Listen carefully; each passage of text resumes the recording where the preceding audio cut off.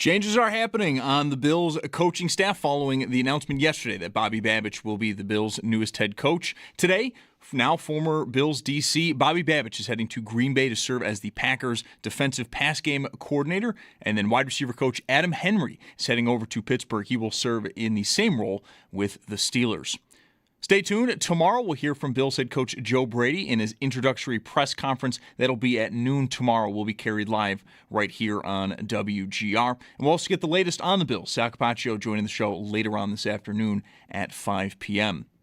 Around the rest of the league, some notes to keep an eye on. The Browns do have their head coach. They bring in Ravens offensive coordinator Todd Monken, though this may cause some internal issues for them, as there are many reports that defensive coordinator Jim Schwartz may now leave due to him not getting elevated to the Browns head coach position. And with this hiring, there are now just two openings, Arizona and Las Vegas. And then the Jets, they find their defensive coordinator in former Dolphins passing game coordinator Brian Duker. To the Sabres, they are off tonight, back at it tomorrow, though, when they host the Kings and looking for 5 wins in a row. Some bad news, though, for goaltender Ukko-Pekka Luukkonen. He did leave yesterday's win early due to a lower body injury, and as of this morning, the team did not have any updates. Stay tuned. We'll talk with Paul Hamilton later on in the show at 6. Tonight, though, in the NHL, just 3 games across the league. At 7, the Islanders host the Rangers, and then 2 games at 7:30. The Avalanche, they're in Ottawa versus the Senators, and the Blue Jackets, they host Philadelphia. And at college hoops, UB women, they host Eastern Michigan just after 6, and that game can be heard over on our sister station, the Bet 1520. That's your Paddock Chevrolet Sports Update. Paddock Chevrolet celebrating 90 years of being your hometown dealership. I'm Zach Jones for WGR Sports Radio 550.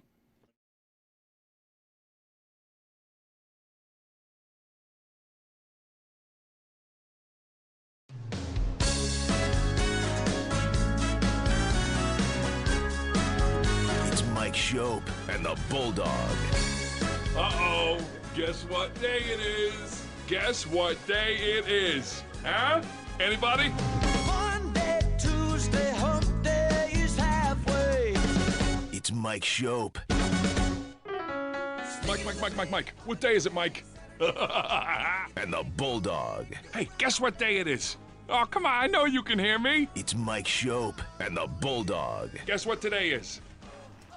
It's Hump Day. Woo-hoo! On WGR. Hump Day! Sports Radio 550. Really asking, how close are we to getting to the point where we are talking about like Sabres players individually and what we know about them personally, and I'm sorry, something's in my eye. Sort of the 20 years ago deep dive kind of life we were living with the Sabres. Are we getting close to the point where we're going to want to know like what Peyton Krebs' favorite food is? Are we getting to the point where we're going to talk about them? Are we? How far away are we from that? Who's the we here? I don't. Lucky Pants. Okay, Lucky Pants. Sure. I don't remember any of that stuff happening. Really? In 05 and Favorite 06. food? Yeah, I don't. That exactly? I don't know. I'm not saying it didn't. I mean, I'm not the best at always remembering all the details. But I mean, I just think interest has got to be peaking right now. How perfect is their timing for us? Couldn't fans? Possibly be better. Because the Bills thing is pretty sad right now, I think. I'm sorry. I'm distracted by something's in my eye. How much better could their timing be for this sort of, not malaise, but this kind of melancholy feeling about the Bills, not just again, losing in the middle of the AFC playoffs, but the coaching hire seems kind of lame. The news conference news conferences. Yeah. We'll definitely talk about that. No, the door was wide open for something to walk through it, and the Sabres they got going before. Obviously, it was before the holidays that they started streaking, but it was sort of, we were still, as the holidays were ending, that Columbus game was at the tail end, I think. It was after New Year's, I think. The loss? If I have it right. Yeah. Wasn't Dallas the 10th win in a row on New Year's Eve and then that Saturday after New Year's? Do I have that right? I might have the weeks mixed up a little bit. I'm sorry if I do. Anyways, that game marked the end of the 10-game winning streak on a Saturday, early January. And from there, they just sort of picked right up again.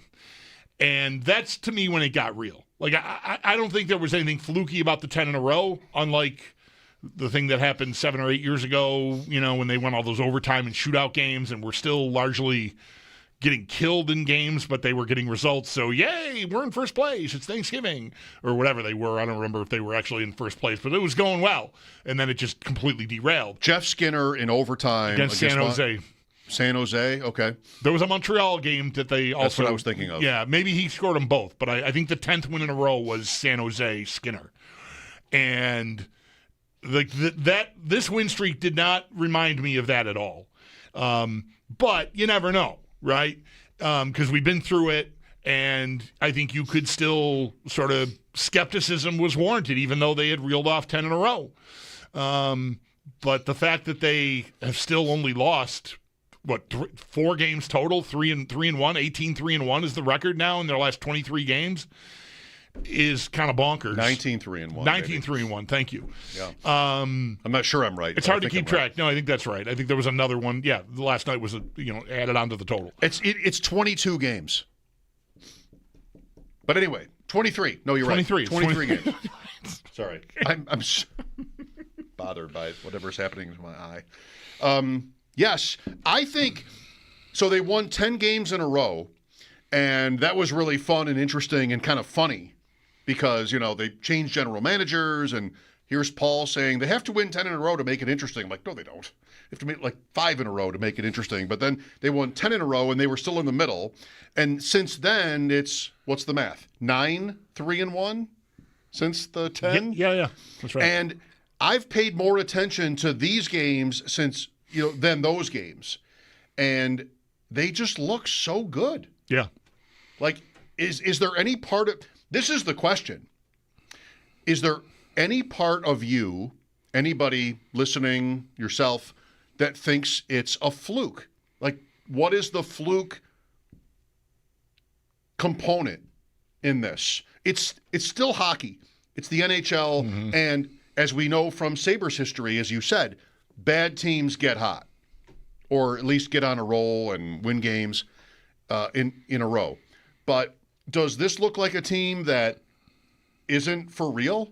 Or is it our past that's working on that, that's sort of making it? Where is everybody on this? Does it make sense? This is maybe the primary question is, I asked you this, an hour ago, does it make sense that this is all happening? It is hard. I was asked this. I've been asked this randomly by people that I just happened to run into someone at Dashes on my way here. Tell me that story. I was asked this on, I do say in the ads, I'm in there 3 times a week, and if you ever see me, stop and say hi. So, that happens. And I was asked this question on Toronto radio yesterday. What has changed? And I will continue to say I don't think you can overstate the impact of removing the general manager. I can't prove it, right? There's not a metric other than them just tearing the league up the second they heard that it might be coming to a head. They won in Edmonton to start this streak. And that week, that was a Tuesday, that Monday was when we started hearing rumblings that something's going to happen or something could happen. And sure enough, when they got home from that trip, it happened. And they got going halfway through that trip. And I think when you don't believe in who you're working for or the overall, I just think there is a limit to how far you're going to go. And that has been completely removed. This team, to me, the thing that I think isn't fluky about it is that there is a commitment to playing. And then, at some point here, I don't know, maybe it'll be tomorrow night. they'll have a game like the Columbus game because they were objectively awful, like 200 feet all around in that Columbus game. They just didn't have it. And there'll be a game here where they're not going to have it. I mean, maybe there have been some here that they've still managed to win. I don't know. But they are, everybody talks about hard to play against every year. Every GM, every coach will tell you we want to get harder to play against. And what is that? That is a commitment to just never quitting on a play. Josh Doan, I mean, there's a reel of Josh Doan takeaways where he's back checking, he just doesn't give up, comes in, takes the puck, goes the other way. That has sort of spread through the team, and that is what I don't consider any of that fluky. I think it is just they are trying harder. I know that sounds crazy because they're like the record is incredible here for what is it now, 6 weeks or however long it's been. December 9th is Edmonton. All right. So it's almost February. It seems a little too convenient because it lines up time-wise. I mean, Adams acquired every one of these players. I am so grateful for this, for all of this. Hard to play against can be an entire show. Right. What does that mean? I think 20 years ago, when we were here last, that meant to me scoring a lot. Because that team scored a lot, and, miss me was not a phrase. It's come and gone in 20 years. But I didn't want to hear about how that meant, like, body checking or the walls or just, anything, the neutral zone stuff. That to me meant I'm scoring the hell out of, I'm just scoring all the time, and I'm going to win because you can't outscore me. And I think that's happening right now. Not to say your thing isn't. No, they're scoring like crazy too. I'm trying to count right now. There might be only 4 or 5 teams in the league that have more goals. How many of these games since this all started have they scored at least 3? Almost all of them. No Columbus, no Carolina. Twice. We decided it was 23 games. Twice have they not scored at least 3 goals. So is hard to play against at all attached to scoring goals? How about these goals last night? All of it. Just pass from the right wing, deflected by the Leafs. Goalie goes the other way. Oh, it's in. Like there were even one disallowed. So they're scoring like crazy. And to me, sort of this is what that means. But honestly, like I'm just a caveman right now when it comes to the Sabres and all this hockey analysis. I feel like it's so long ago. Maybe it's a generation ago, really. Yeah. It's not 2011 that rates, other than the trivia of it being the last time they made the playoffs. It's 2006. It's 06-07 when they were really good. Yeah. And then 10 was a fluke. It was a Ryan Miller fluke. And then 11 was Terry Pegula buys the team. The Fields come back. Somebody called yesterday about like the history with Pegula, and the one thing I thought of was that night at the end of the regular season in 11 when he had all the alumni there. That was an amazing. It might have been the best night ever in that building.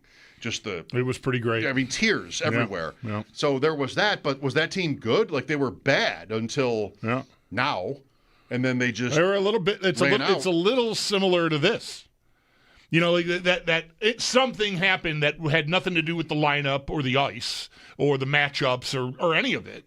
It was just something changed. Here comes an owner who says, I'm going to, do I need to recite give you the Stanley Cups? The Stanley Cups. And, you can't say it like that.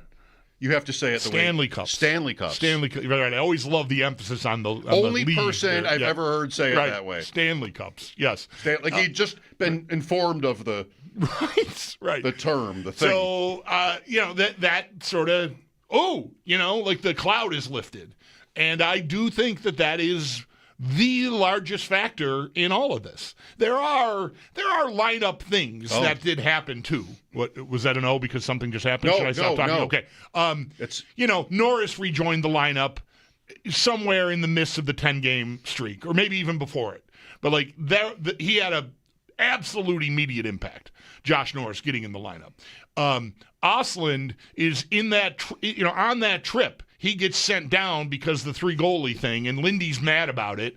That precipitated the firing. I don't think that it was the smoking gun or anything, but it was Lindy sort of doing what McDermott did during the football season, right? He's like, I can't say anything bad about him. I love him. He's great. I'm paraphrasing, but he basically won. it was, in this case. Yeah. The kid, it was, Lindy won. He was right back. And now Helenius, having a positive impact. Like they've got something new there. There are 2 new impactful young forwards that were not a part of the group. Really, even when the streak began, barely. Osland was. Helenius has come in late and sort of kept that rolling. So those are lineup things that are real that I don't think you want to underestimate. But to me, it's still more about what am I getting all around the ice from my top 4 defensemen. We'll see if Kesselring eventually can take some heat off of those 4 guys. I'd bet on it. Me too. Thompson is not look, it's not just because they're winning. I watch these games, and when guys make bad plays, I usually notice, like, why are you on the wrong side of that? What's that? What's that pass? What are you doing here? And Thompson feels buttoned up. You're just getting a lot from your best guys. I mean, Dahlin last night, 5 points and a hat trick. I mean, holy cow. Thompson is your belief point. Yes, I think. yes. He might be the best example of, all right, I'm buying in. Yeah. He's already super good. He got his money. He scores like crazy, highlight reel stuff, Mario Lemieux comparisons, but then, why isn't he caring at all about the play going the other way and these bad decisions, maybe selfish, and now you might say he's at a point where he is invested. Absolutely. In the results. That's what and he's scoring too. I feel like his play tells you that. I don't know that he would even ever. He's certainly not going to tell you that publicly. I really wasn't trying. Yeah, I was going to go over. But I think the results, shift to shift, speak for themselves. They're just getting a lot more out of. Again, a couple of kids, okay, but mostly it's the group. It's the same group. And, it's everybody, right? It's Beck Malenstein is here absolutely to be used as a bullet taker, blocking shots and just ramming people. But you've got Jason Zucker doing that at the end of games, where they're up comfortably. And he's everybody's just in. So it's so much fun. Yes, it is. There are... I can think of 3 players top of my head that I was so done with. 3 stars of completely done with. Nothing matters anymore.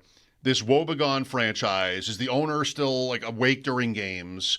Where we were 3 months ago, 12 months ago, 36 months ago. Mm-hmm. Just whatever you want to do. They re-sign Zucker. Why? Okay. Well, go Sabres. They don't move on Samuelson.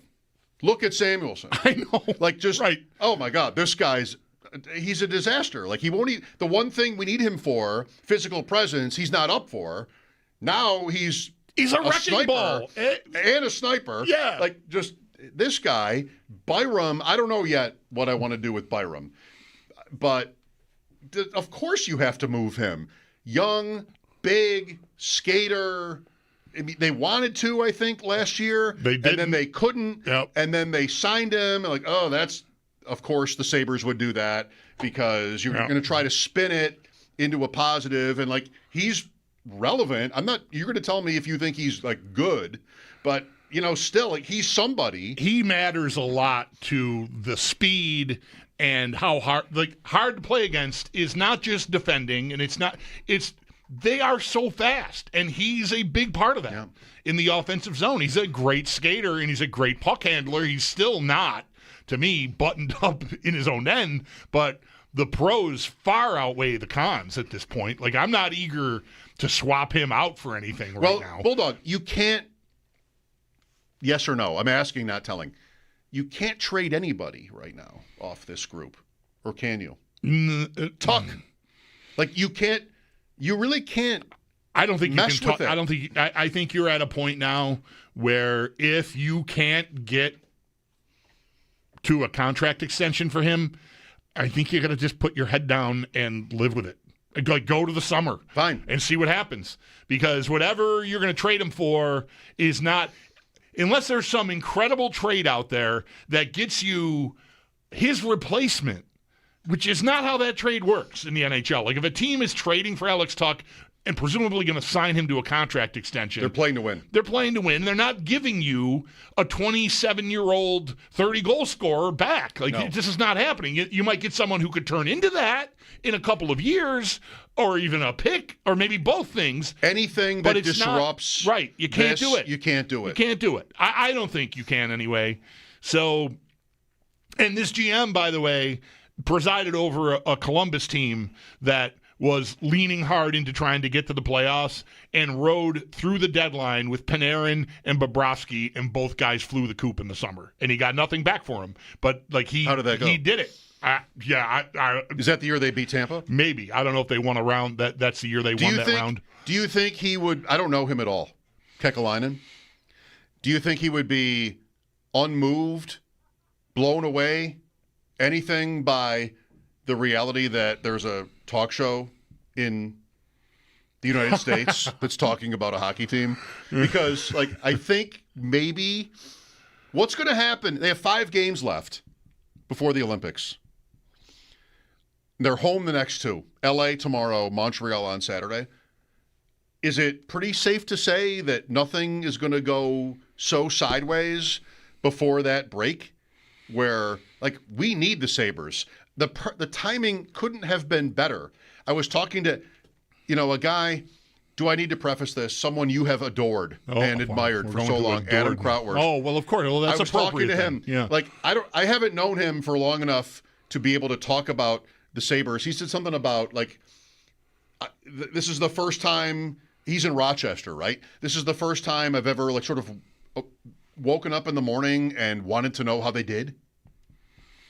And so that, that's new. That's everybody has. That's what 2006 was. There were people who were not, like, hardcore fans. They didn't know who Gilbert Perreault was. They didn't know who Hasek was. But everybody around them in this community was, like, into it. And is it too much to say that we are on the cusp of that? Or are we into that right now? Last night, they go to play the Leafs, and the Leafs are a little bit down, and they blow them out. Yeah, the Leafs had like big meetings with the leadership group. That was it's the last game of a 5-game homestand, and they had lost 0-3-1 coming into last night and a 5-game homestand. And so they had a big, like, guys, come on, we got to start now, lean hard into the Olympic break, and we'll like salvage our season. And now what's being written up there is, like, last night, that's the end of it. Time to sell, Toronto. Well, they're having a you incredible. Can't lose at home to Buffalo moment. Right. I would listen. That happened in 06. I am not the guy that goes, and I know people do this, and I'm sure it can be fun. That goes listening to the out of town, the other stations, right? But Toronto's so close. You would if you weren't a guest. I would love right now to know what is being said on the show that's opposite ours in Toronto, if they're talking about the Leafs and if they got an eye full of Buffalo last night, because it's young, it's fast, it's tenacious, and I mean they just ran circles around them. I think it would feel like an ending. Yeah. Even though it isn't one. It isn't really an ending, but it would feel like one. Because the Sabres have been so lowly for so long. Yeah, they're just an easy mark. We're just down the road. And if they pass you in the standings kind of by a little bit or a lot, and then they go into your building when you're supposedly desperate and you just get handled, that would feel like, okay, well, you're trading people today. Full-on crisis. And we have been so despondent, at least I'll say this for myself, if not, I'm not speaking for everyone, but so despondent and, it's like so over there. I don't even care to talk about trade deadline conversations because, like, I don't even care. Like, just do what you got to do. The Sabres have been sellers or quasi-sellers for a decade, at least. And now it's like, it's always very just latent. Right under the surface is the possibility that they can just kind of find the switch and we're all like ready to play and party and go with them. And I think like if it wasn't happening already, last night might have been that. Like I got nothing else to do. I can watch the Traders. It's a stream. I can watch it later. The curling is on you. That can wait. Yep. I can just do this right now. And you go to Toronto. You get the disallowed goal. You get the feels going. And I'm down 2-1. Austin Matthews pretends to be excited about a goal he scored. That was all so fake, I thought, but maybe not. I don't really know him. And then it's just sort of a Thompson's goal at the end of the first. Tuck's goal 15 seconds into the second. 5-3. Like we're here for you. This is what we want. This is it. Yeah, it's really hot right now. Let's indulge the Sabres and the fans. 803-0550. Chris Trapaso joining us today at 4. Not only the Bills, the aftermath. Sorry, in advance. Nothing against Chris. The aftermath, the coaching hire, the Senior Bowl, the draft. Oh. Right. Oh, yep. I've got my pen. I've got names. I'm ready to write down names for the 26th pick. So we have that. We'll talk to Sal as well and Paul Hamilton later on. We'll look for your calls next, 803-0550. Thanks for listening. This is fun. That's allowed. Mike Schopp and the Bulldog. This is WGR.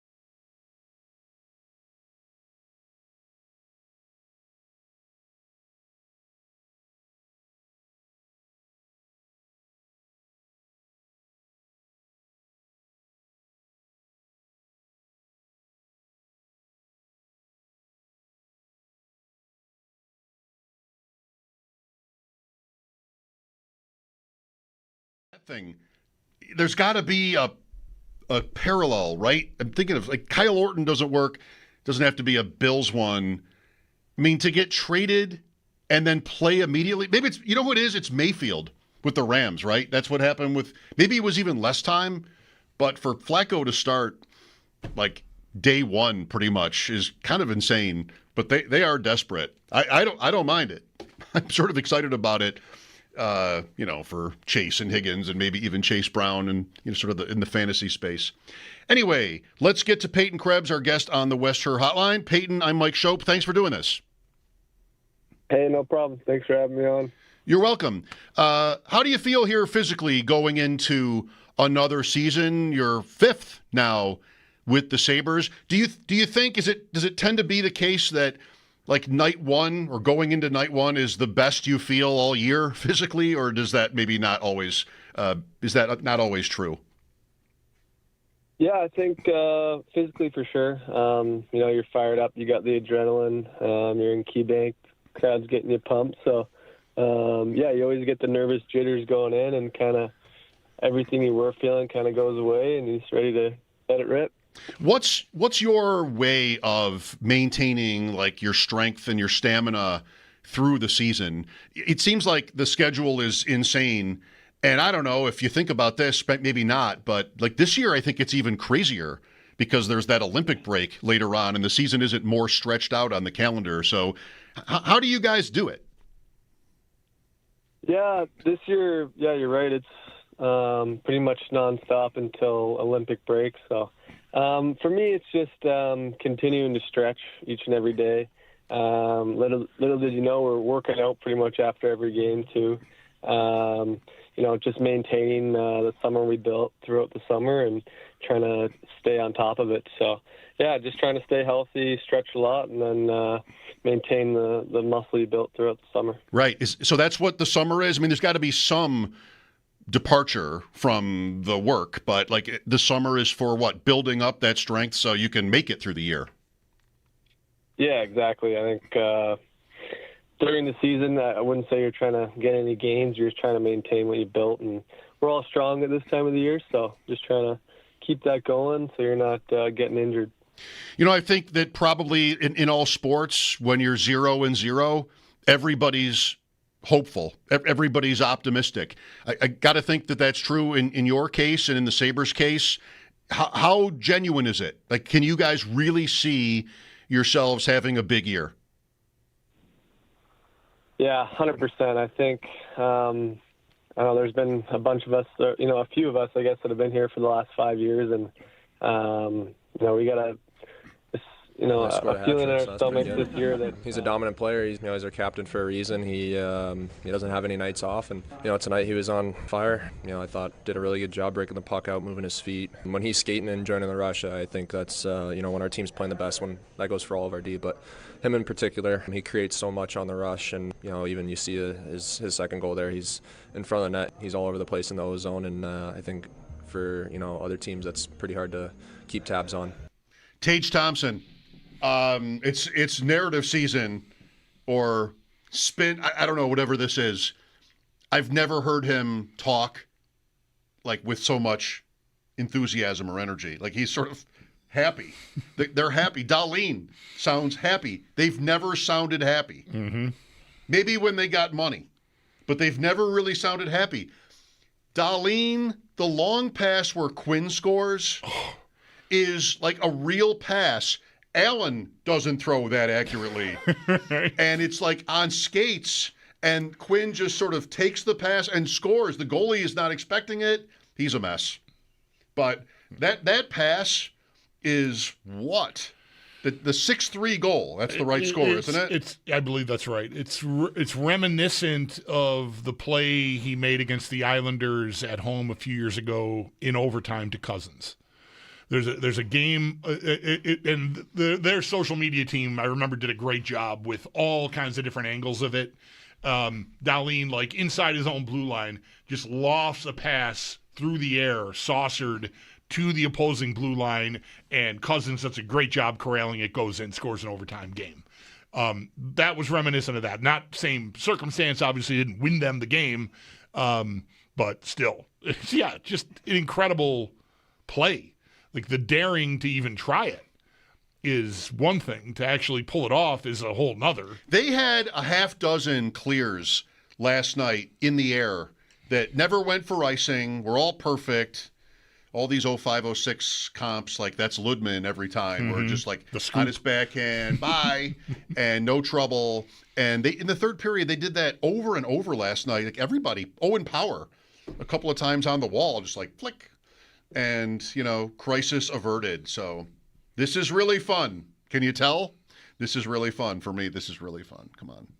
Let's just. It's the best. It is the best. You know how much my oldest son loves the game, right? Which one is that? This is Owen. Is that the guy that works here? He's the one who played. Remember him? Yeah. Owen? Owen is his name.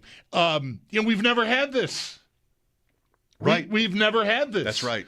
He's never known the we have Sabres sat to be good. in that living room together year over year, while his hockey career was taking off and after it was going really well, and then after it ended, and we've sat in there year over year watching these games and just being almost miserable. And every night now, like the games end, and he's just like, "This is so much fun." And he goes to bed. He's got to get up at 4 a.m. or whatever to come here to work. But I hope everybody is enjoying that with their kids too, even if they're grown adults like mine are. It's been a long time coming since you've had that. Like, you want to look at the standings as soon as the game is over. Did they give me my points from last night already? Is everybody done? Oh. Okay, what happened? What else happened? Update it. Refresh. Right? Refresh. Come on. I need to see where we are. Wow, what a time. Here's John with us. Hi, John.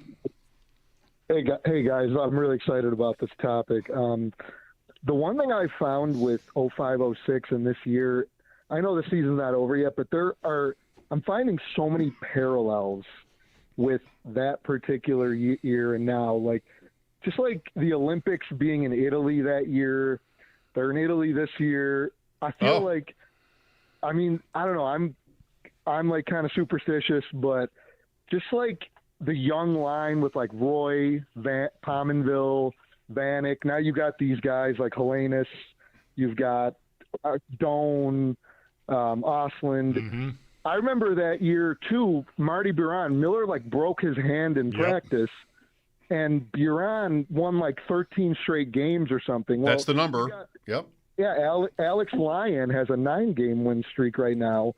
Tuck is going to be a free agent. I remember Briere going to arbitration.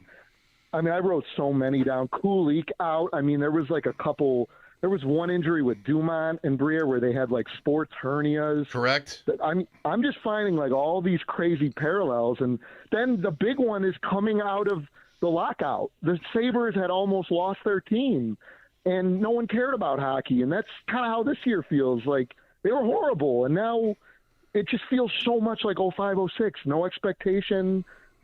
It's very weird. You're right. There's really, thank you, John. There's really a list here. I didn't think about the Olympics location as one of the things, but you're right. Doug is next. Hi, Doug.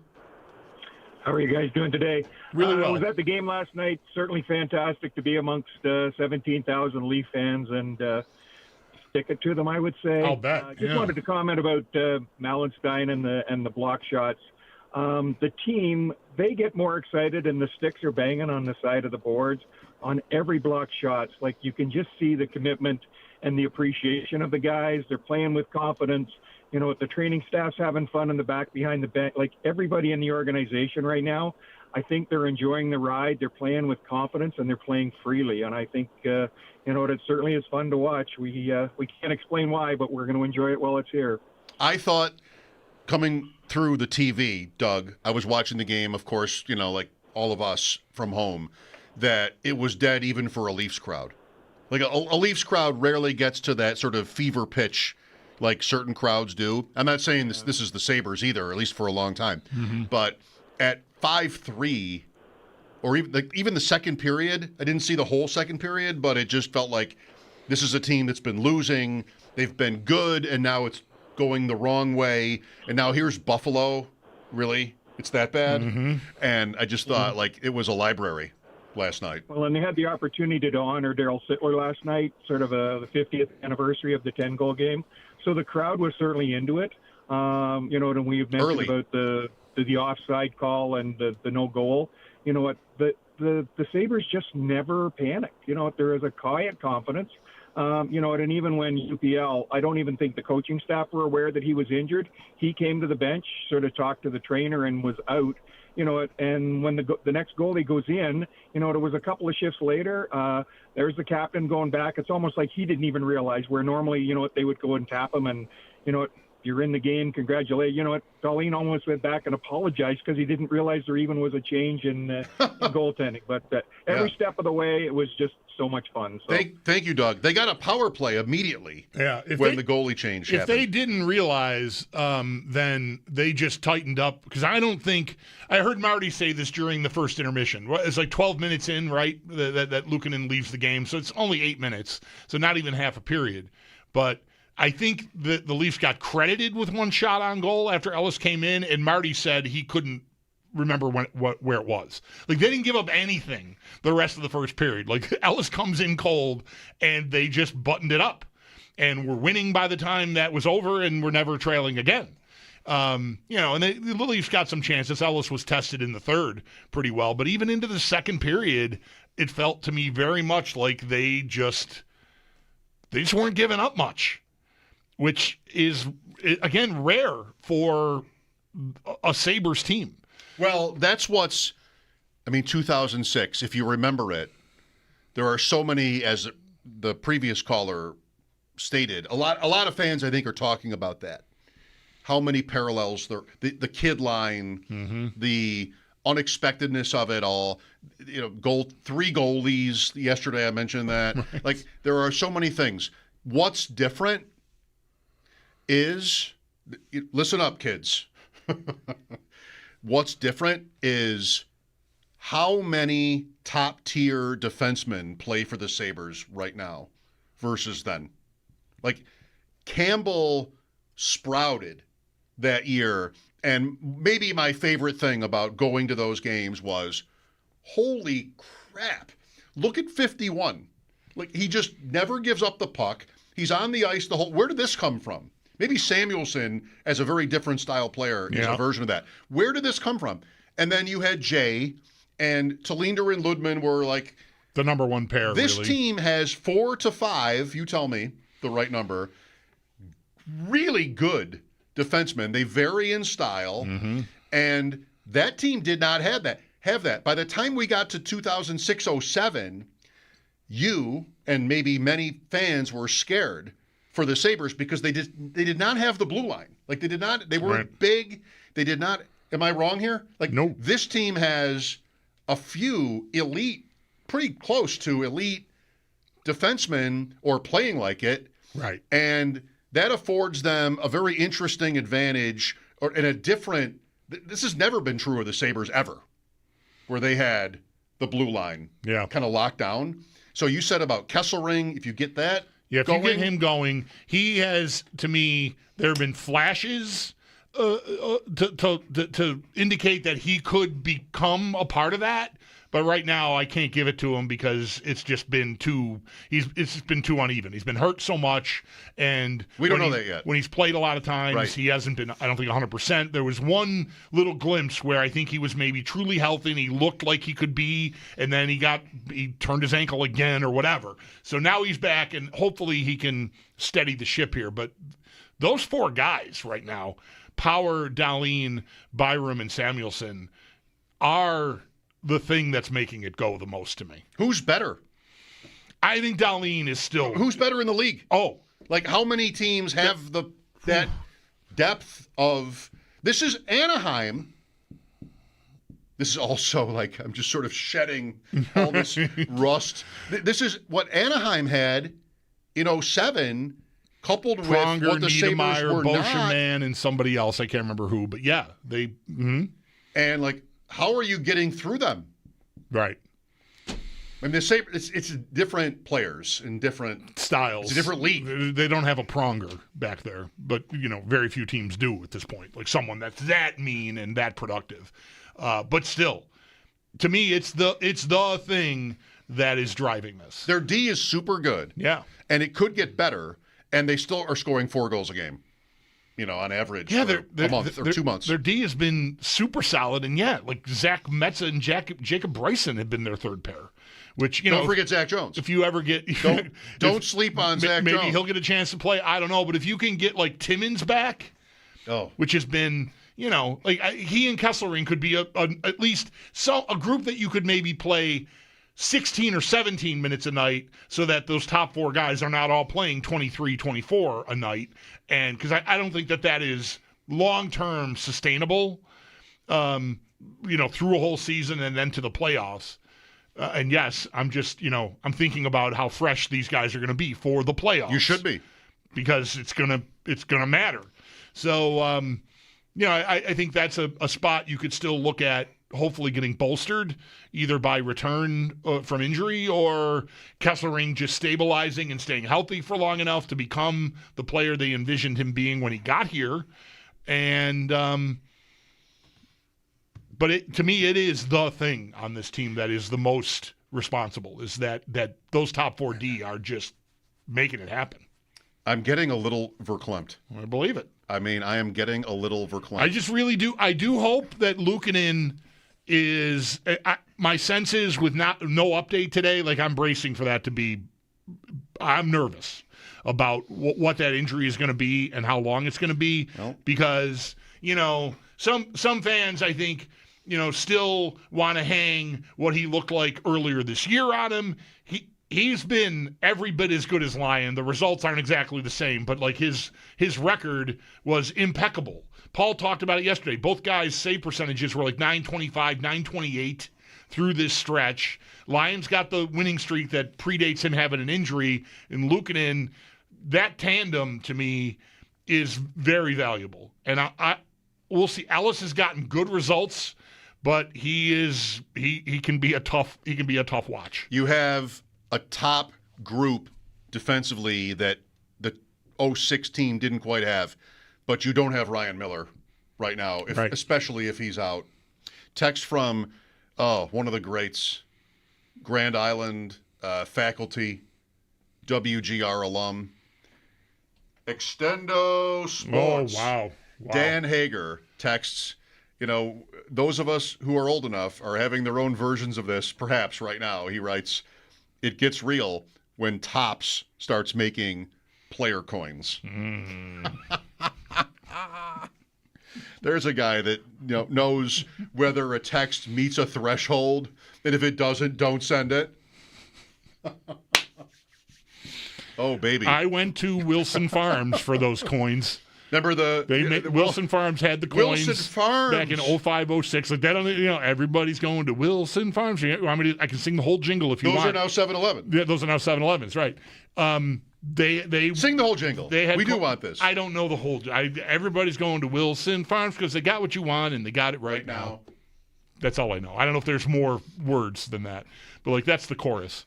Anyway, yeah, I remember going to 7-Eleven to get coins. The chorus. To get coins.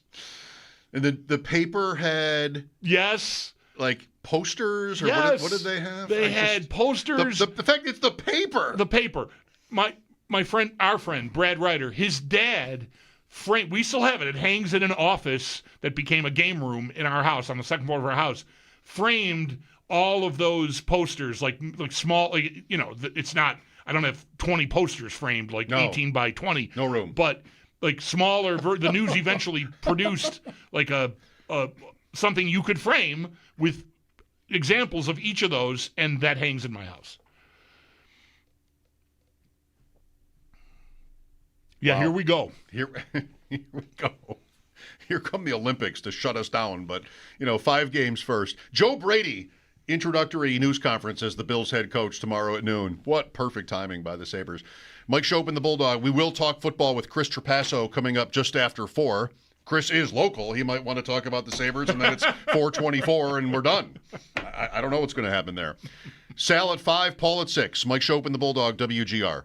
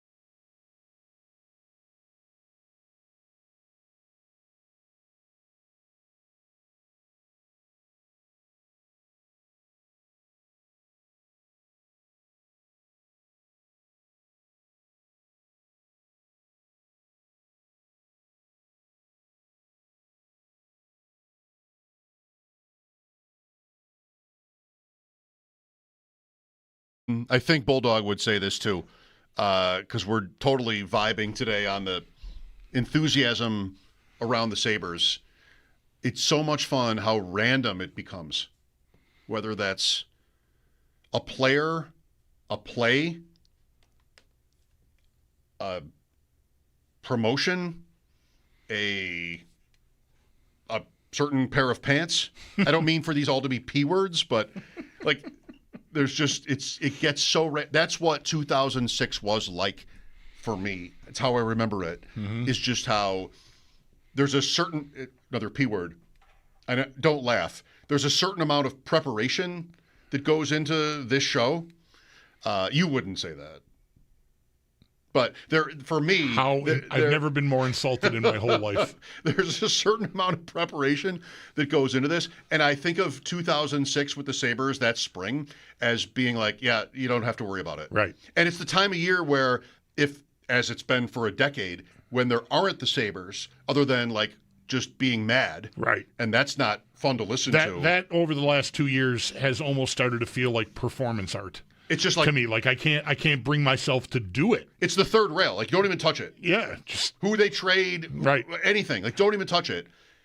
Now I'm kind of excited for something random is going to come up, and we're going to talk about it for a week. Right. That's the way I remember 05-06 is, we'd only been working together for 3 years at that point, but it was the first time in my radio career, outside of like 98 and 99 when I was by myself working at WBEN, where you could come to work and talk about hockey and you didn't need Marty McSorley to club somebody in the side of the head. Donald Brashear it was. Bertuzzi had his own thing with Steve Moore. I almost mixed those up. Moore. Remember those? Like those were events that got you talking about hockey, but certainly not in a fun way. But that you needed something like that to happen in a hockey game in order to create content out of it on a show like ours. And 05-06, like by the time we got to that spring, it was just, man, last night was cool, wasn't it? Yeah, okay, let's go to the phones. I mean, there's just like everybody was just waiting to talk about like what their favorite thing from last night's game was. Did you see this thing where this guy went into the corner and they got like, yeah, we all are seeing everything. And thank you for bringing up this thing that I forgot about, because there's so many things that had never happened before, and it hasn't really ever happened since with them. Bertuzzi, that must be a relative of the Bertuzzi who plays in the league. Is he talking about somebody was that from the black and white pre-HD years? Yes, Tyler Bertuzzi's uncle. Get into it, right? Chris Trapaso next. We'll get back to the Sabres. Listen to me. Mike Schopp and the Bulldog, WGR.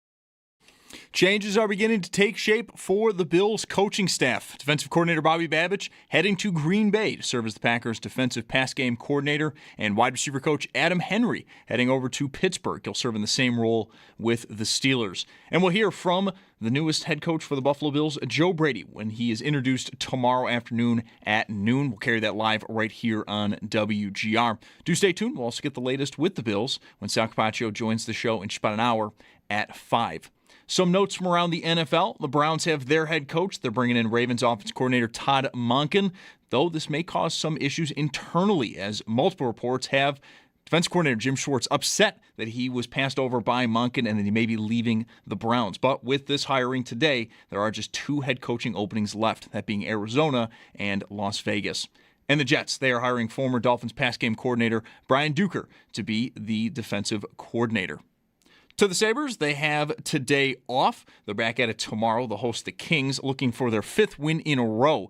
Bad news, though. Goaltender Ukko-Pekka Luukkonen did leave yesterday's game early due to a lower body injury, and as of this morning, the team did not have any updates. Stay tuned. We'll get the latest on the Sabres when Paul Hamilton joins the show at 6. And then around the league, just 3 games tonight. At 7, the Islanders host the Rangers, then 2 games at 7:30. The Avalanche are in Ottawa versus the Senators, and the Blue Jackets, they play host to Philadelphia. That's your Paddock Chevrolet Sports Update. Paddock Chevrolet celebrating 90 years of being your hometown dealership. I'm Zach Jones for WGR Sports Radio 550.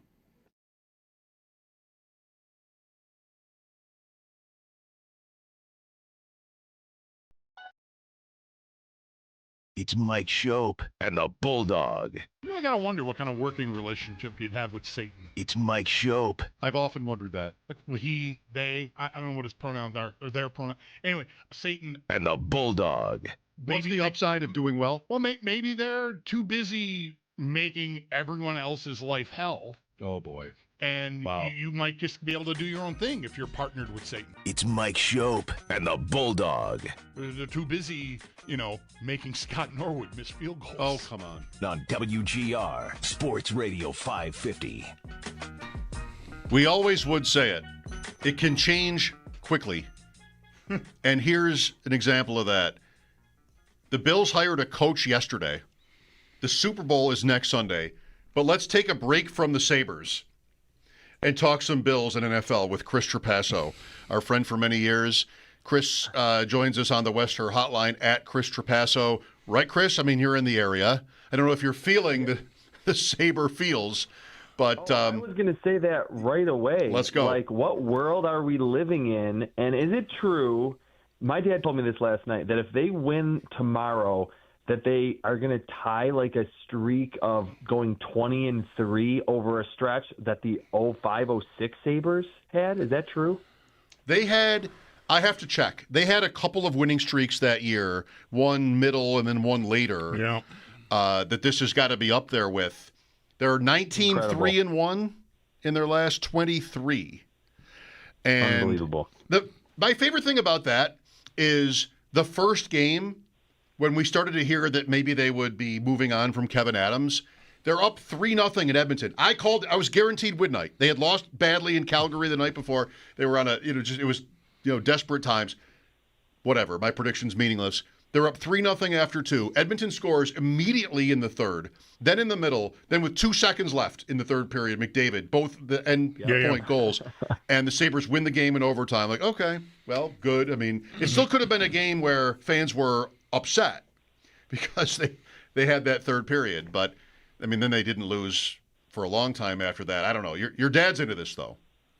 Oh, he's into this, and I probably have said this before, but as just a rehashing, I'm a huge Sabres fan. I've been watching the Sabres since Alex Mogilny, Dominic Hasek days, been to tons of games in my life. So it's been fun to bring back looking forward to Sabres games being on TV again into my life. Yeah, like, that's been fun. I have not been out for a game since the Columbus game that ended the 10-game win streak, but I hang out at the Moore Room on Hurdle, and I can tell you, like, it was a 3 o'clock in the afternoon game. I got there at 2 and got a seat at the bar, and it's one of those deals where I didn't really look behind me for an hour or so, and it was like brick bar. by the time the game started. And it wasn't just people that were out shopping or something. It was they were coming because there was a Sabre game at 3 o'clock. And, of course, all the bar people are like, this is starting to be like 0506. Like, it's starting to happen. The fuse is getting lit. And I haven't gotten out for another one yet, but I can't wait because the Sabres scored to tie that game 1-1 early, and it was like a Bills game was on. And I've not experienced that with a Sabres game in 15 years. Am I going to need like Cinemax or whatever channel it is to get all the games? Because one of these games is going to come along and I'm not going to have it. Right. And then I might have to go to the You're going to have to go out. Moore room. Right.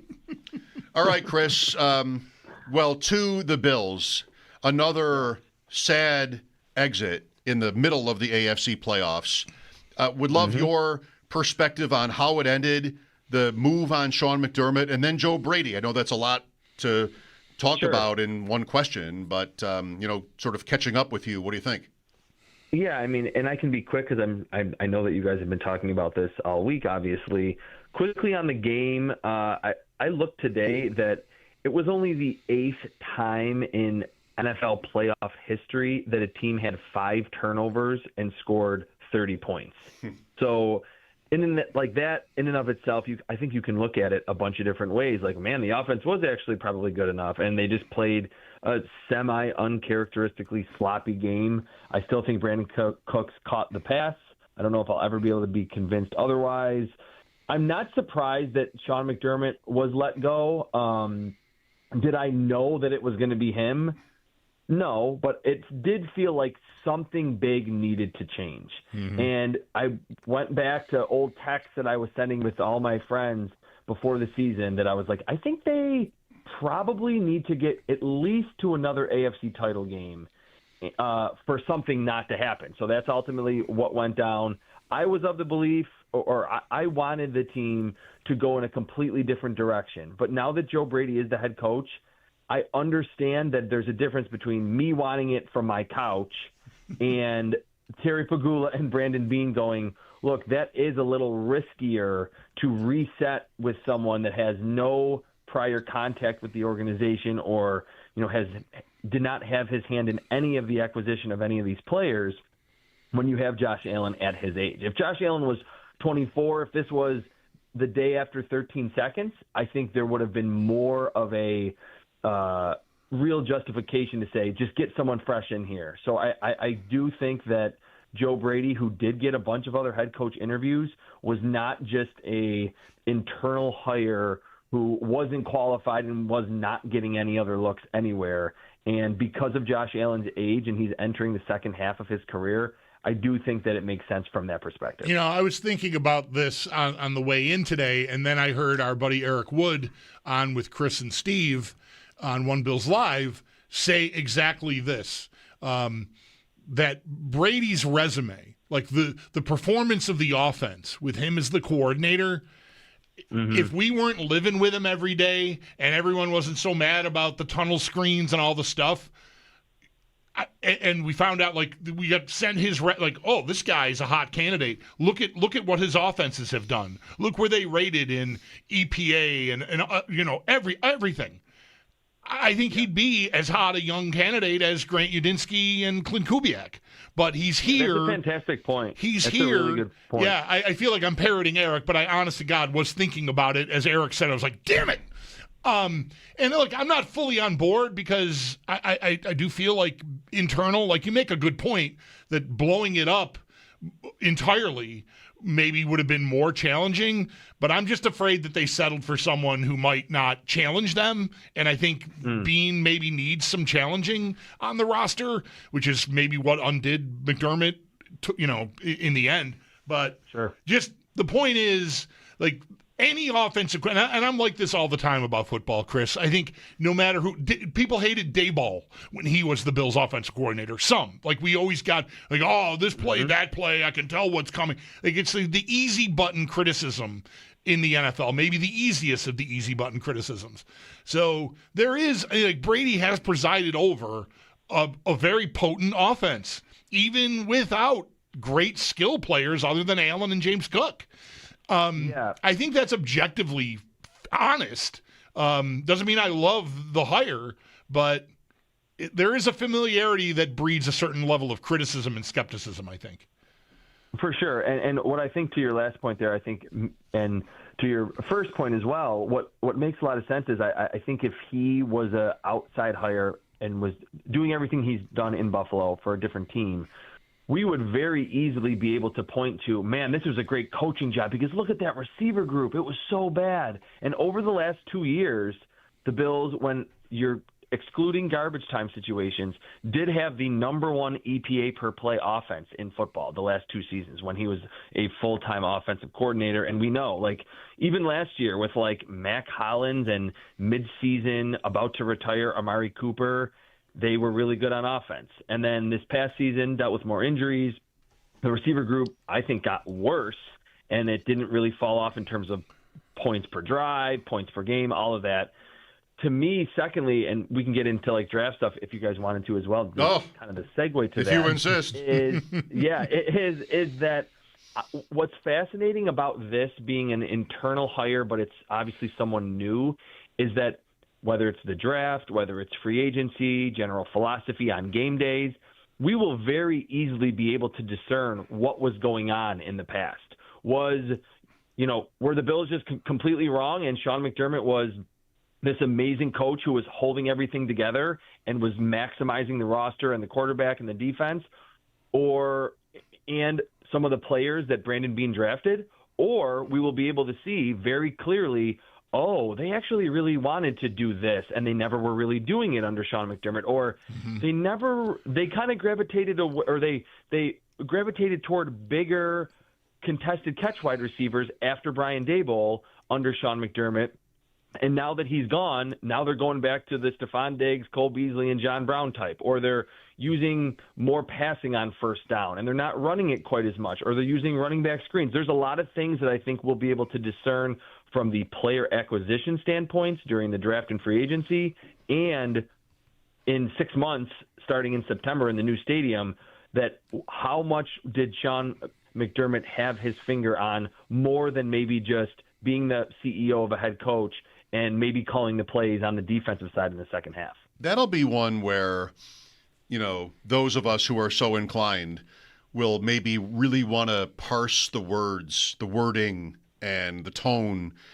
That's the most interesting thing to me, Chris, about tomorrow with Brady, is how far or how long of a distance does he sound like he's willing to go from McDermott? Brady, for me, as a soundbite, and he both sides every question.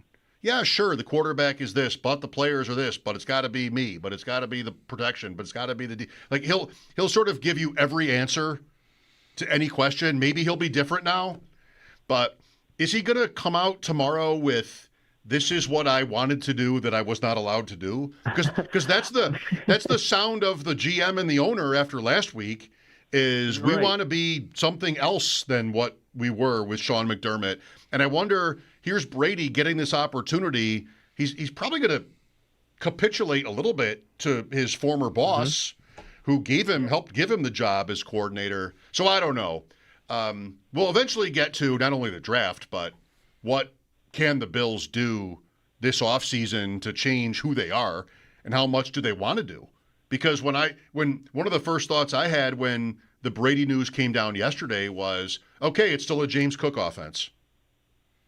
Well, yeah, because and to speak to the on-field stuff and Joe Brady's mannerisms, all we've seen from him is when he took over in Week 11 of 2023, and then last season, and then especially this season, it was a run-heavy offense, one of the run-heaviest offenses in the NFL. They weren't throwing the ball nearly anywhere close to as frequently on first downs as they did during the Ken Dorsey era, and certainly a stark contrast from the Brian Daboll era.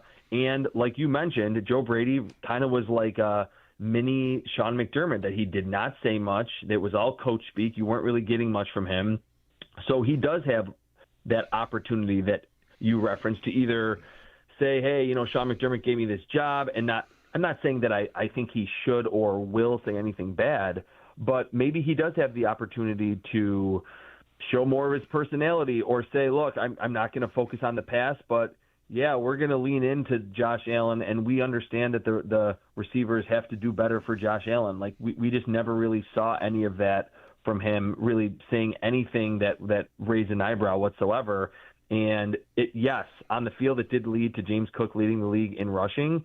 But what's so interesting about that is that after years of Josh Allen's doing too much, this season, I think a lot of fans and a lot of media members were like, he needs to do more, and this offense needs to be more of a threat through the air. So we obviously remember Joe Brady at LSU and what he had there and how that was one of the past happiest offenses like in college football history that really wanted to spread it out. And it was really that embodiment of the Sean Payton Saints offense in college with some amazing skill position players and an amazing quarterback.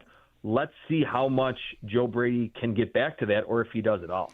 Right. That lands us at my biggest concern about the hire is that ownership and the general manager, the football department, might expect him to just keep scoring 29 points a game with Everybody Eats. And I basically want to have a bonfire with all the Everybody Eats gear. Like, if there's shirts and hats and posters, like, light it up. Because I don't think it's sustainable. I think they had the turnover luck 2 years ago that good fortune of they took the ball away like crazy, but really didn't give it away, and that changed this year. And the offense slowed down some, right? They didn't set a franchise record or anything.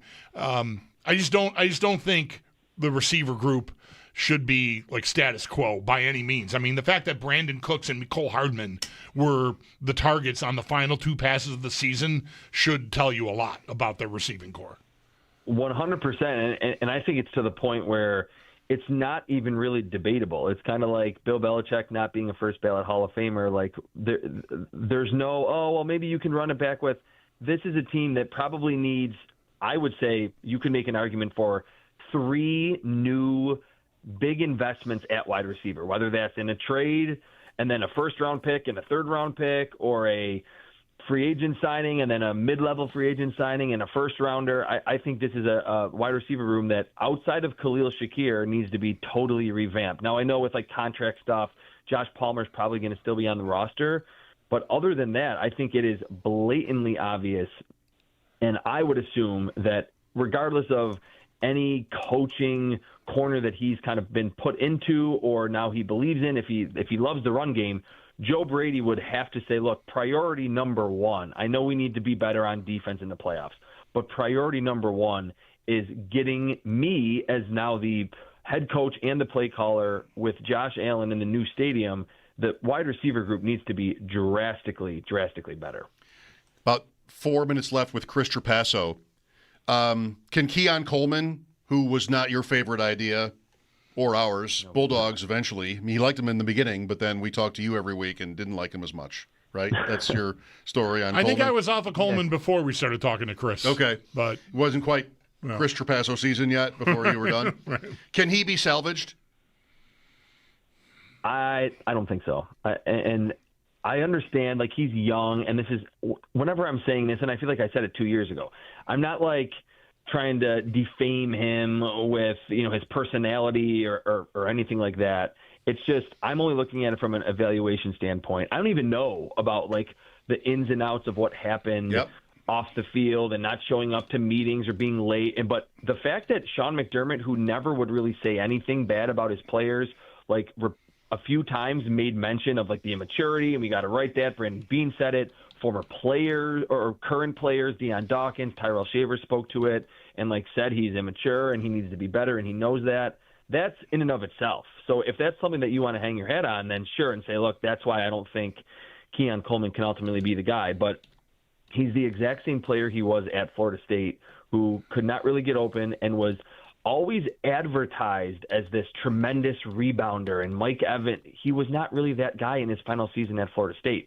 The year before at Michigan State was pretty good in that regard. Not amazing, but pretty good. The final year at Florida State, there were a few highlight reel catches, but when you watch the entire film, you're like, oh, that was a contested catch that fell incomplete. And that was a drop that should have been a catch against a smaller cornerback. I think at this point, what we've seen, if we're going to go off what these guys in charge have done in the past and not really knowing as much, we do know that Brandon Beane likes to make those trades of shipping off lower rostered players for day 3 picks. He's done it in the past, and the Bills are still getting a day 3 pick for that Kyer Elam trade.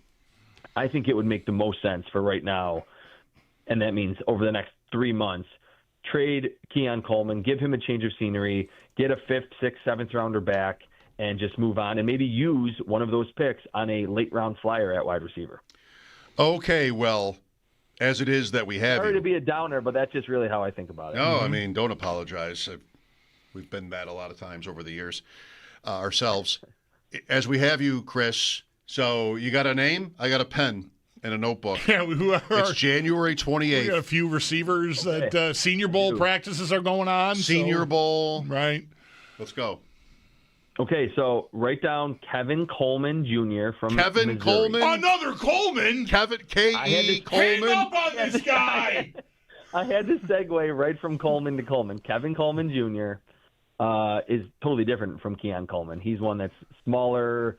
I'm not going to say he's John Brown, but he's like that type. He's lightweight. He's really smooth as an athlete, can get open. So that's, again, where we will see if they start to draft these smaller, shiftier receivers, then maybe there was something to Sean McDermott not wanting those types, or maybe just Brandon Beane changing to a new, like evolving as a GM, or Joe Brady wanting these guys. Kevin Coleman, he's at the Senior Bowl.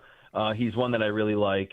I just watched Brennan Thompson from Mississippi State, who is pretty short. He has, ironically, a pretty similar body type to Tyreek Hill, and he is ridiculously fast. And for some reason, at 5'9" and like 175, Mississippi State used him on the outside, and he just got open time and time and time again in the film that I watched. So those two would be different from the archetypes that the Bills have leaned into the last 3 or 4 years at wide receiver. And the last name I'll say, who's at the Senior Bowl. Wait, can I guess? Ted Hurst? Malil Shakir? No, there's no one that has that close of a name besides we got Kevin Coleman. Okay. Kevin Coleman. No relation to Keon Coleman, by the way. Ted Hurst from Georgia State. He's bigger, 6'3", 207. And he's at Georgia State, so there will be some level of acclimating to better competition in the NFL. But apparently the first 2 practices in Mobile, he's not been like deer in headlights facing better competition. He's fast. He can certainly win vertically. The contested catches are there. He plays to that 6'3" size. And like that word that we use so much over the last couple of years, he can separate. He's a good athlete with suddenness to his game. So those 3 are the ones that I've kind of zeroed in on outside of the obvious first rounders. I think you can get value out of a player named Ted Hurst.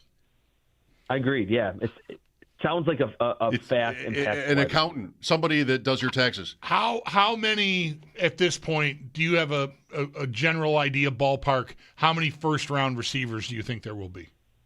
I think 3, Mekhi Lemon, Carnell Tate are locks. Jordan Tyson from Arizona State is a lock. The one that I think is going to be a big name for the Bills in round 1 is KC Concepcion from Texas A&M, who is lightning fast and is a separator. He's very similar to JSN, in my opinion. Those 3, and then let's just throw in 2 more because the Combine will happen, or maybe even this week at the Senior Bowl. The Combine will happen, and someone will run 4.38 and have a 40-inch vertical and get that first-round buzz. So I think between 4 to 5 wide receivers. It's not quite as strong at the top. There is no premier 2 or 3 guys. There's not Malik Neighbors and Marvin Harrison Jr. that we're going to be talking about in the top 10. But like as what is normally the case when you don't have those premier talents, picks 15 through 45, I think we could see 6 or 7 go. Yeah, I don't remember who it was, but someone that I follow, that I've been following for a long time. Sorry, Chris, don't mean to cheat on you. Said like putting together the first buzz at a top 50, they had 11 receivers in their top 50. That was me. That was my rankings. Yeah. So, you follow me, right? Maybe that's heavy. I mean, because that's a lot of second-round guys, obviously. Yeah, that seems like from what I've watched, and I'm looking at my sheet right here. I've actually watched 20 wide receivers so far because I know that I'm going to be talking a lot about wide receivers for the Bills, and just become a very premium position. It's like looking back and comparing grades to last year.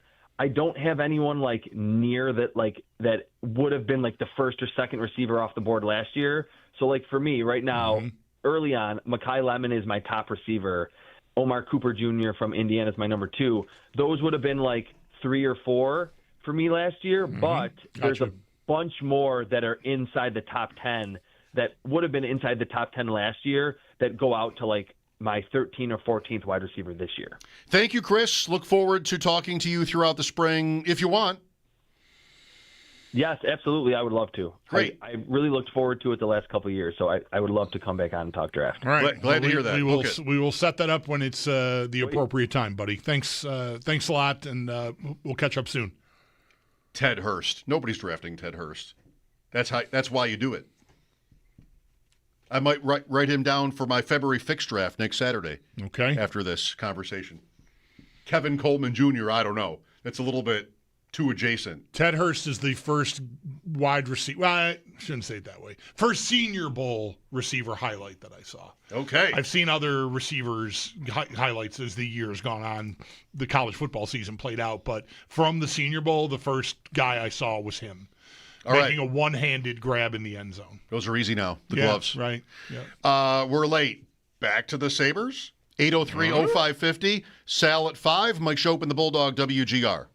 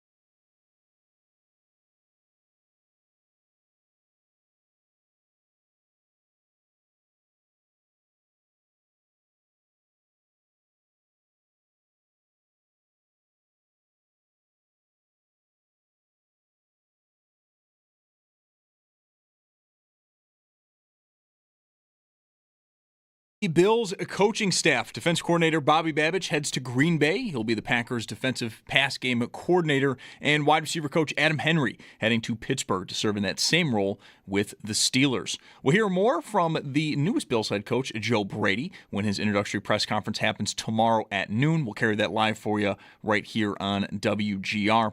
We'll also get the latest on the Bills. Sal Capacio will join the show in just about a half hour at 5. Around the league, big notes to keep an eye on. Browns, they have their head coach leaving just 2 openings left, Arizona and Las Vegas. Cleveland, though, they bring in Ravens offensive coordinator Todd Monken to be their head coach. This may, though, cause them to lose defensive coordinator Jim Schwartz, as multiple reports have Schwartz being upset that he was ultimately jumped over by Monken. Potential Bills defensive coordinator target Jim Leonard officially completed his interview with the LA Chargers today for the same position, and the Jets are hiring former Dolphins pass game coordinator Brian Duker to be their defensive coordinator. To the Sabres, they have the night off. They're back at it tomorrow when they host the Kings. Sabres looking for 5 wins in a row. Bad news, though, goaltender Ukko-Pekka Luukkonen did leave yesterday's game early due to a lower body injury, and as of this morning, the team did not have any updates. We'll get the latest on the Sabres. Paul Hamilton will join the show at 6. And in college hoops, UB women, they host Eastern Michigan just after 6, and that game can be heard over on our sister station, the Bet 1520. It's Paddock Chevrolet Sports Headlines. Paddock Chevrolet celebrating 90 years of being your hometown dealership. I'm Zach Jones for WGR Sports Radio 550.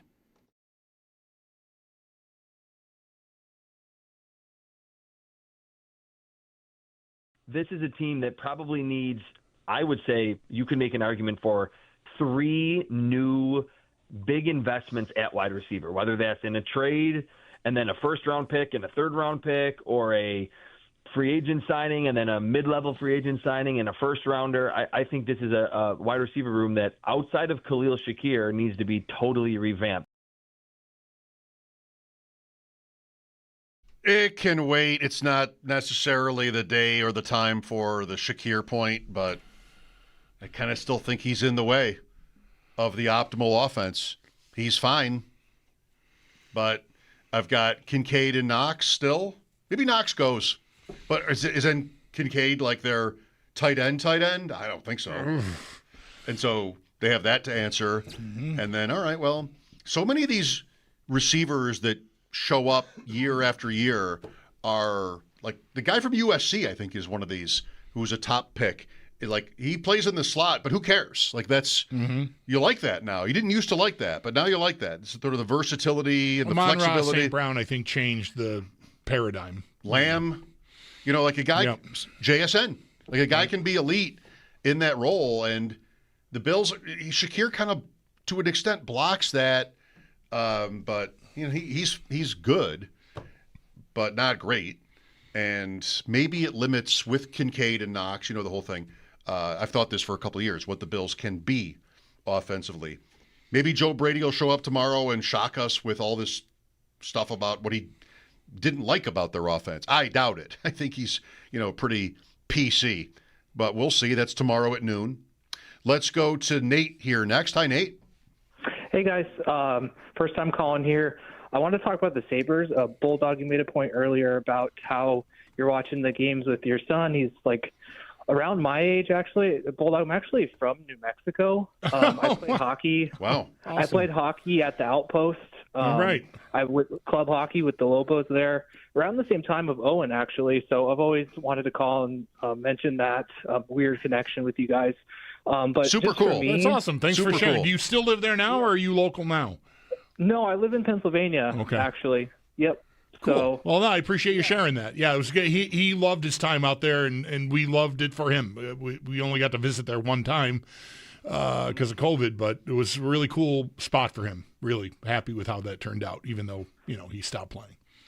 Yeah, awesome. Albuquerque's a hidden gem. So, but yeah, just watching the Sabres, like last night I'm texting my buddies.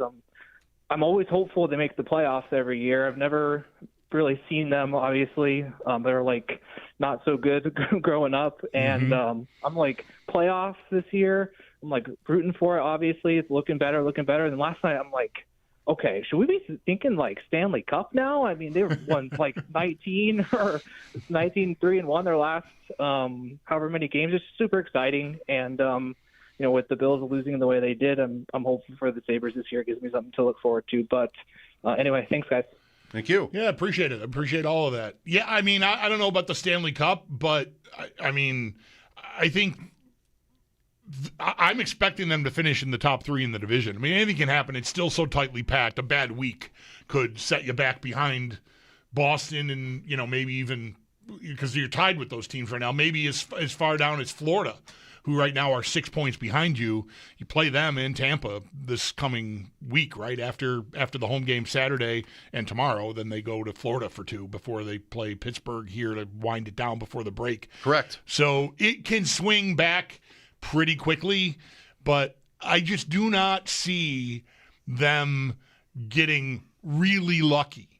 Even yesterday, like the goals that bounced in, like you got guys driving to the net. You're making them defend you at the net front, and anything can happen, right? That's the definition of pucks to the net. So while there is some luck involved in the puck going in the net like it did off of Riley and whoever else the other one went off of, you're playing the right way. Their power play is not carrying them at all. In fact, it might be the weakest part of their overall game right now. Like that would be an area that I, would be worried about if they were just on some bender with the power play. But that's not the case. The penalty killing has been excellent all year. That seems to be sticky, and that sort of lines up with their overall commitment to playing better team defense. So I don't think there's too much at all that I can look at and think it's really fluky. So I think the power play deserves some luck. Yeah, maybe. They're getting it at 5-on-5, but they had one, I guess, third period last night, I think it was, where they were just all over it but didn't score.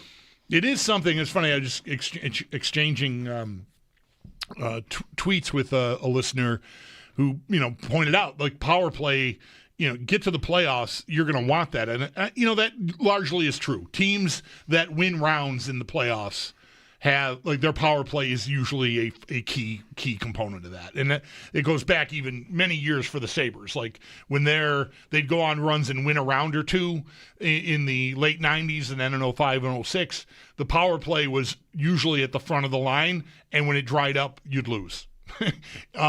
So you might want to get that straightened out by the time April rolls around.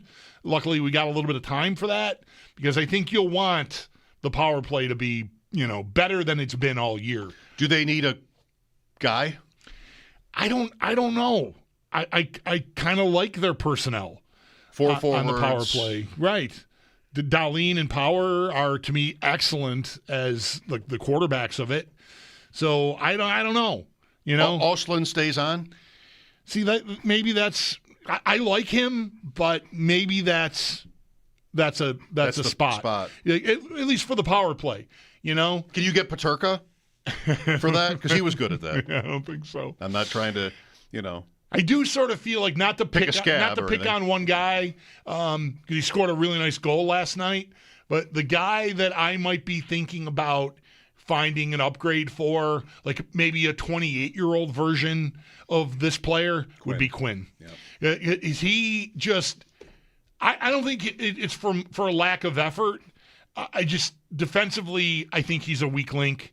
And, his skating has gotten better. I think he's healthier than he was last year, after he had a season and a half or so that were completely derailed by leg injuries.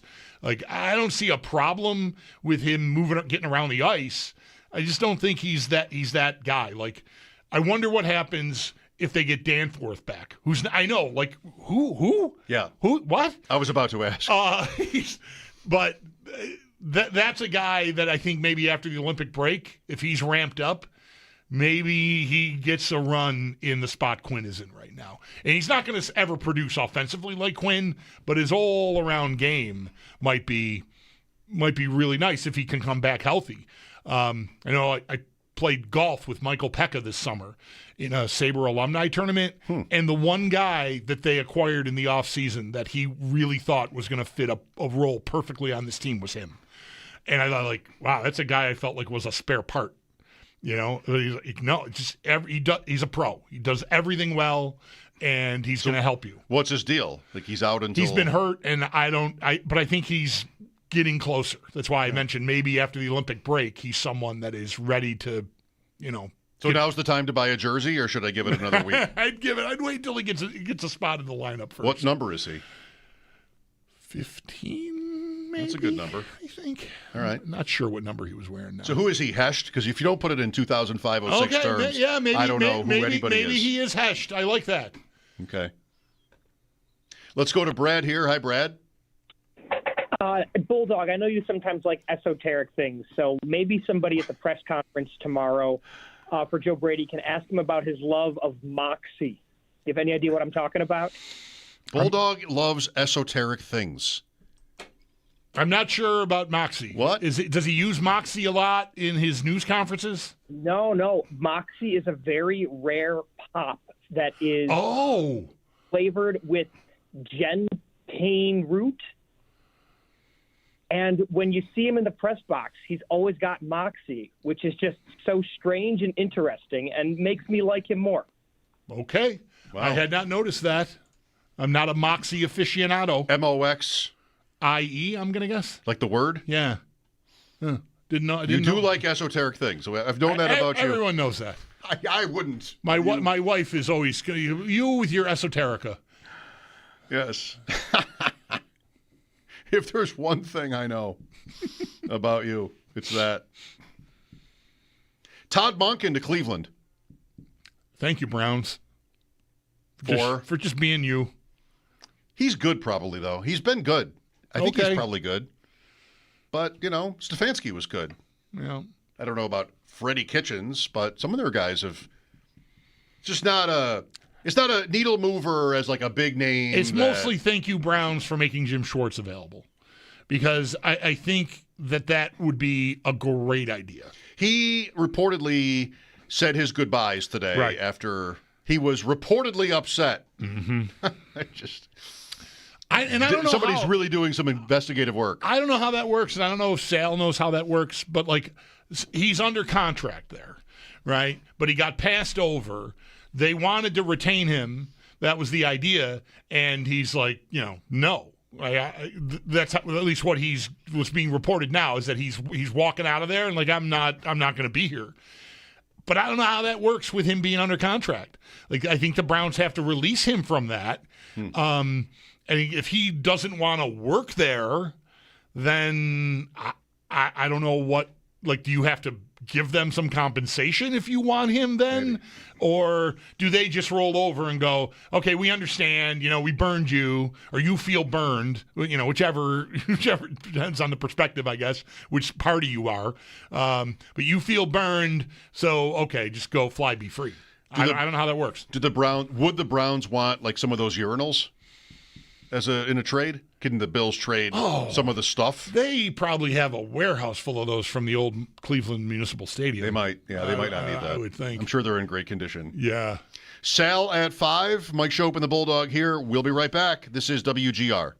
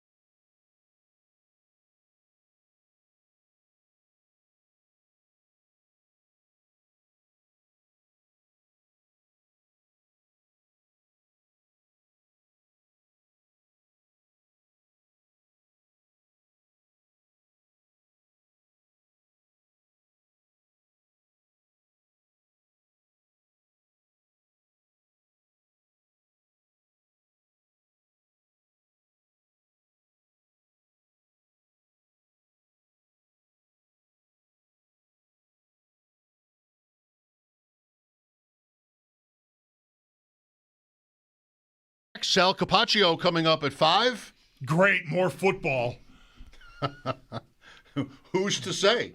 Chris Trapaso came on and talked about his dad loving the Sabres and how they connect. And Sal would do that. We talk about the Sabres. Sal's definitely dialed in. Yeah, no question. Let's go Chris Trapaso Sabres, Sal Sabres, Paul Bills today. Ooh. Only Bills questions for Paul. Only Sabres stuff for Sal. They'll both hold their own. No question about that. I have tickets for Saturday. First time in a while I've sort of that's Montreal. That is Montreal again. Like that's 3 times in like 2 weeks or so, right? 2 weeks in a day or two, right? It was Thursday, now it's Saturday. And those games have been the best of the whole bunch to me because I'm crushing on Montreal. When the Sabres aren't playing, I will watch Montreal. Part of that's the broadcast. It's a Canadian broadcast, and I always like that over whatever else might be available. But they are a blast to watch. These two, and the games are starting to get a little bit edgy with them. Like, oh yeah, that is going to be hot. Benson. Yeah, Benson getting booed for getting elbowed in the head. Right. Ooh, Saturday is going to be so good. So I don't have my name on the tickets anymore, but I was talking to the friend of mine who does, and he knows where I'm sitting. He's like, just so you know, the guy to your left has 4. And they're all Montreal fans. It's on the glass. Mm-hmm. You'll see us on TV. All right. If I go, if you watch this game, I feel like I got to go there and rep. Oh, yeah. Maybe even like wear the colors or something. Tomorrow night's black and red, Black History Month night for the Kings game. And then Saturday, I presume, will be blue and gold. But I don't know. Colors, yeah. All right. I got both. I don't have any Montreal, so I don't have to worry about that. Right. I've got plenty of Leafs. Don't do that. No, I won't do that. That would be dumb. Yeah. I've got a Seahawks jersey. Maybe I could wear.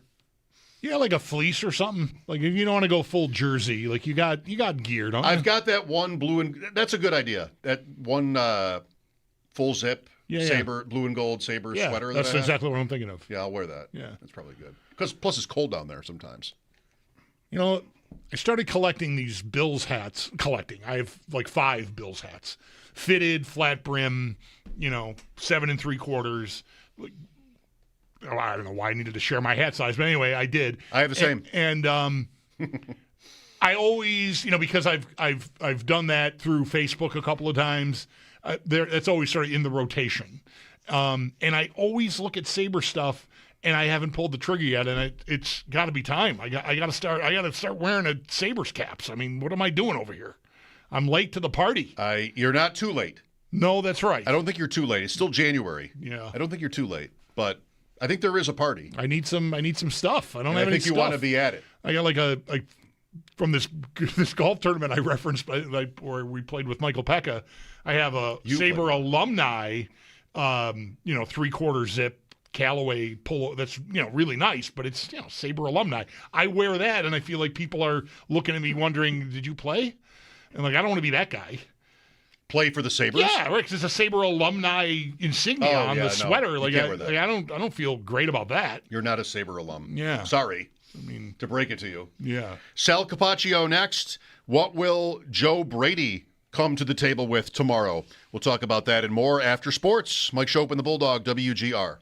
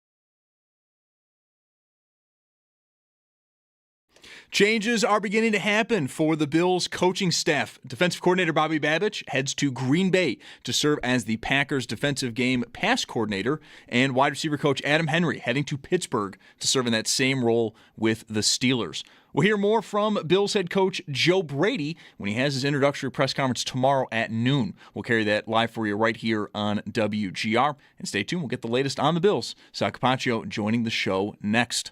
Around the NFL, the Browns have their head coach. They bring in Ravens offensive coordinator Todd Monken, and with that, there are now just 2 more head coach openings, Arizona and Las Vegas. Potential Bills defensive coordinator target Jim Leonard officially completed his interview with the Chargers for the same position, and the Jets, they find their defensive coordinator and Dolphins pass game coordinator Brian Duker. Over to the Sabres, no game tonight. They'll be back at it tomorrow when they host the Kings. Sabres looking for 5 wins in a row as well. But some bad news, goaltender Ukko-Pekka Luukkonen, he left yesterday's game early due to a lower body injury, and as of this morning, the team did not have any updates. Stay tuned, we'll get the latest with the Sabres. Paul Hamilton in just about an hour at 6. Around the league tonight, though, not too many games, just 3 around the league. At 7, the Islanders host the Rangers, and then 2 games at 7:30. Avalanche are in Ottawa versus the Senators, and the Blue Jackets, they play host to Philadelphia. And in college hoops, UB women, they host Eastern Michigan just after 6. That game can be heard over on our sister station, the Bet 1520. That's your Paddock Chevrolet Sports Update. Paddock Chevrolet celebrating 90 years of being your hometown dealership. I'm Zach Jones for WGR Sports Radio 550.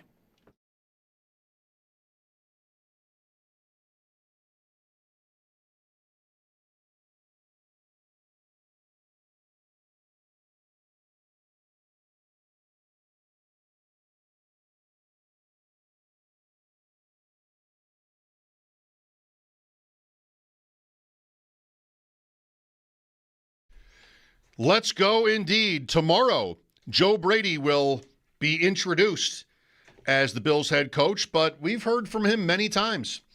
And yesterday we talked to Sal Capacio about some of how Brady has led and coached and talked during his tenure here. I wonder what might be different tomorrow, if anything. Sal Capacio with us now on the Western Hotline. Sal, is maybe that one of the more interesting things to think about with respect to this press conference tomorrow is how Brady might sound or be different in some way? Because I think fans are, maybe we're all wondering, like, what did he not get to do that he might have wanted to do in any way as an assistant to Sean McDermott? Yeah, I don't expect him to sound much different. He's going to be asked those questions. I don't think you're going to get much from that. Like, he's not going to sit there and tell you, well, you know what, Sean did this, but I'm going to do this differently. Like, I mean, I don't know of any coach that, gets hired to start going in that direction. We'll probably hear a lot of the same types of things that we've heard over the years from Joe Brady, and really, quite frankly, from Brandon Beane, who, by the way, is also part of the media availability tomorrow. My guess is you're going to hear the word in some way, shape, or form, collaboration or collaborate, many times. I mean, that's just what the message has been. It's what it was with Sean McDermott. From Brandon Beane last week with Terry Pegula, I'm guessing you're going to hear a lot of that. And honestly, like, I'd be pretty stunned if we got any notable, real, like, juicy sound bites from Joe Brady out of something like this. Yeah, it's really notable to me that, like, what seems to be getting highlighted by a lot of the national reporters is, he aced the interview, home run at the CEO part. I guess that's, knowing how to delegate and all that, like all that. But the second piece of that is said to have been really impressive to them was recognizing the importance of there being like a good working relationship between the coaching staff and personnel department, which feels like another sign that was what ultimately was a big part of McDermott's undoing here. Yeah, for sure. So I think there's been a lot of speculation and maybe even, and I would tell you like how maybe Sean's not getting what he wanted from Brandon, or Brandon wanted what he wanted, and that would clash a little bit. I think it goes beyond that. I think when I read that, when I hear that, I think it goes to system fitting personnel. And hey, there's a vision that Brandon Beane has of these players that he wants to bring in and feels that this is how you ultimately win a Super Bowl. And Sean McDermott has a certain system that he employs, whether that's offensively, but especially defensively. And that hasn't necessarily worked. So, for example, and I know that it didn't work out with him even beyond Buffalo. But remember when they drafted Kyrie Elam, right? It was like, well, why are you drafting a guy who his main trait is man-to-man defense, but you run a lot of zone? I think that's like a good example of that. Whereas maybe, and then I think yesterday is a clue about finding out that the Bills are interested in Jim Leonard. I mean, Jim Leonard is known for and coming from a defense throughout his years as a player under Rex Ryan and as a coach in Denver under Vance Joseph that they're very aggressive. They're really aggressive up front. They're known for creativity, aggressiveness, getting after the quarterback. That's not what Sean McDermott's defenses are known for. They've been known for, let's keep everything in front of us, make sure that we don't get beat on explosive plays, live to fight another day, bend, don't break. And that's worked primarily for the Bills, except what's happened in the playoffs. What's been the knock? They haven't been able to get the quarterback on the ground. So I could see a scenario where Brandon Beane is like, hey, I've invested resources in top picks, first and second round picks over the years in front seven. We've signed guys to big contracts in front seven. And these guys should be able to get to the quarterback and blitzing and all these kinds of things. And Sean McDermott's philosophy is kind of just, well, we don't really do a lot of that here, but we're going to make it work with what we have. And maybe this is a sign, what you're saying, what you're talking about is how the personnel fits the vision, how the draft guy who's making the decision ultimately on the draft pick is in line with what the head coach wants to run. And now he's saying, I'm going to hire a guy who does those kinds of things. Sal Capacio with us. You know, Sal, more broadly, what kind of an offseason is this going to sound like? I was thinking about that, talking with a friend this morning, like somebody who isn't enthused, to put it mildly, about this Brady choice. And I said the thing to him that I've said a lot on the air, like these seasons, it's sort of in a certain kind of way, you sort of wait for the playoffs and then it starts to matter. I mean, they've been that good. But what's your, not to sort of divert to that exact area, what's your impression so far of like how this decision is going over? Because I wonder if we're facing, as hosts and, you know, conversation people, an offseason where there's just a lot of like doubt or negativity toward the Bills, which has not been the case for the most part, at least in a long time. You guys remember after 13 seconds, I came on here a little while after that, and I said, you watch, no matter what happens this offseason, there's just going to be everybody mad at Sean McDermott. It doesn't matter. Mm-hmm. Sean McDermott's good. No matter what happens, everybody's just going to be mad at Sean McDermott. And he could make all these decisions, and they could make promotions, hires, they're going to be mad at Sean McDermott.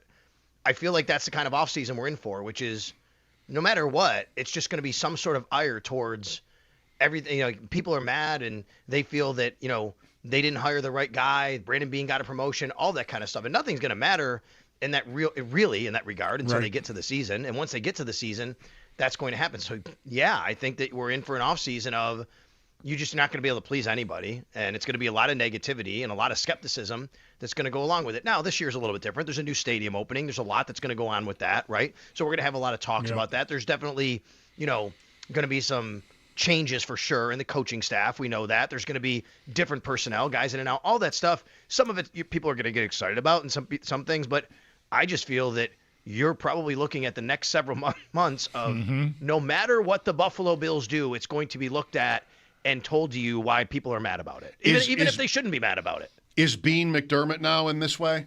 Like, is it going to be mostly about him? Yeah, I think so. I think that's the temperature now, unless he goes and trades 2 first-round picks for Justin Jefferson. Then I mean, that could change the equation, right? I mean, then all of a sudden everybody's like, wait a minute, quick follow-up. Should the Bills trade 2 first-round picks for Justin Jefferson? Right. Like, so I think that I'll sign for that right now. Exactly. You right. Would? So yeah.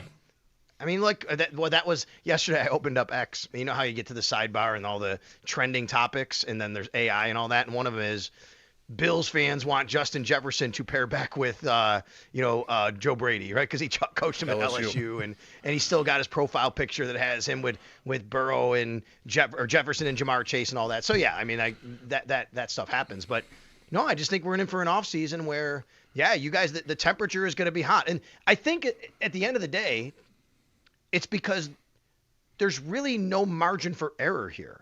Right, with this hire and with this team going forward. And I said this when they fired Sean McDermott. It doesn't matter if they hire Joe Brady or Brian Daboll or someone from the outside, somebody who's never been a coach, somebody who's won Super Bowls. It doesn't matter.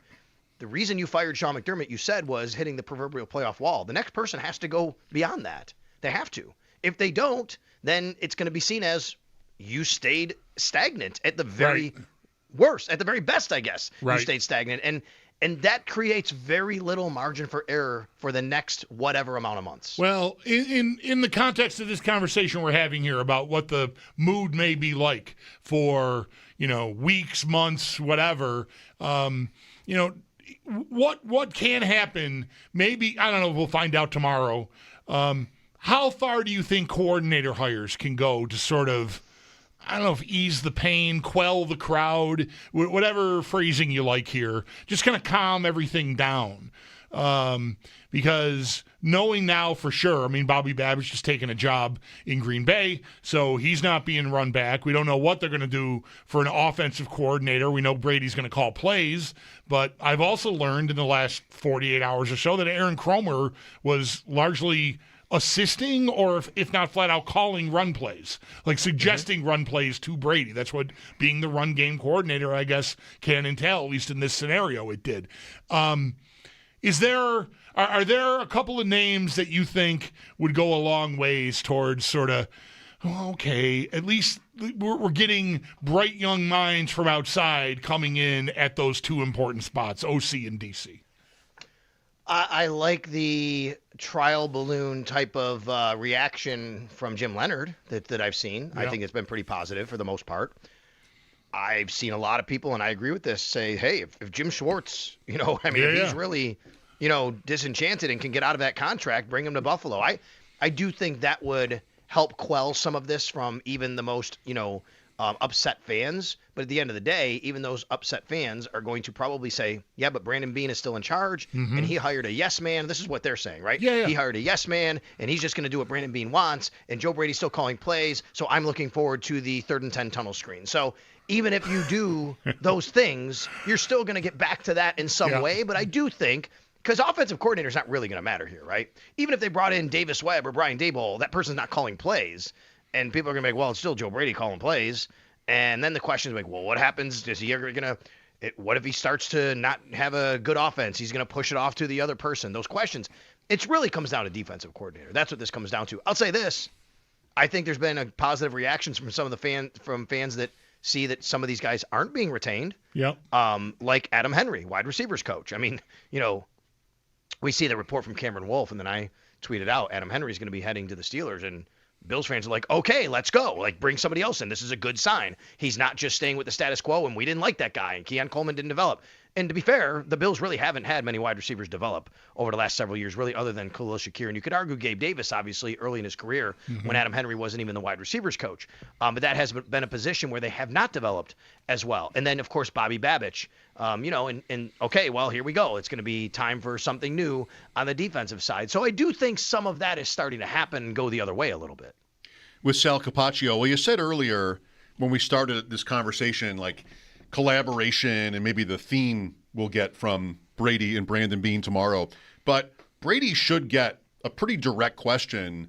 How are you going to be different than Sean McDermott? Like the whole point of this, or at least relieving McDermott, is like this is change. So how, sir, are you going to be different as a leader or just in some way? Brady should be prepared to answer that with a real answer, I think, because, that would always be sort of obvious, but especially given this, maybe there's confusion in the air about whether this is really change at all. Hopefully Brady comes with, because I've never really found him that forthcoming at these press conferences. I don't know if you care to agree or disagree with that. Usually, as I put it, he kind of both sides everything. When I hear Brady talk, it's like, well, yes, but also this and also this and also this. Is he going to have some answer to how did you get this job? Really, is sort of what the question is. How do you plan to do things differently? In which ways than McDermott did? I doubt you'd get a direct answer on that. Any coach who answers that directly is going to be seen as kind of negativity against the previous coach, right?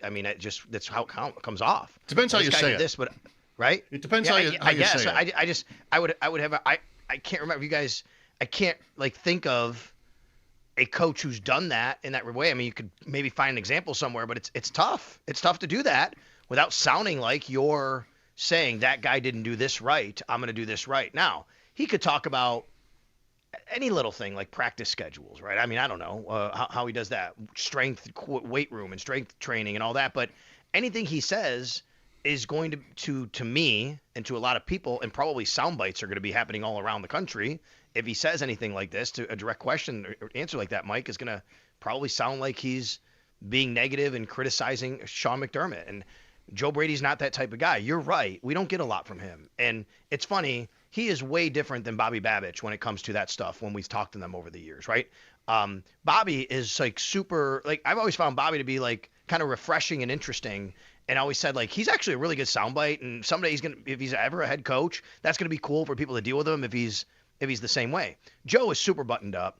He does not give you much. He always, I mean, his standard pat answer is usually, I got to be better than that. I got to do something better than that. I got to figure out a way to get him the ball. Like, it's a lot of accountability on himself, whether or not he even feels that way. He's just going to do that because I think Joe comes from that type of, talking point from a coach. And to say, it's all going to be on me and I'm never going to throw a player under the bus and I'm always going to kind of take accountability here.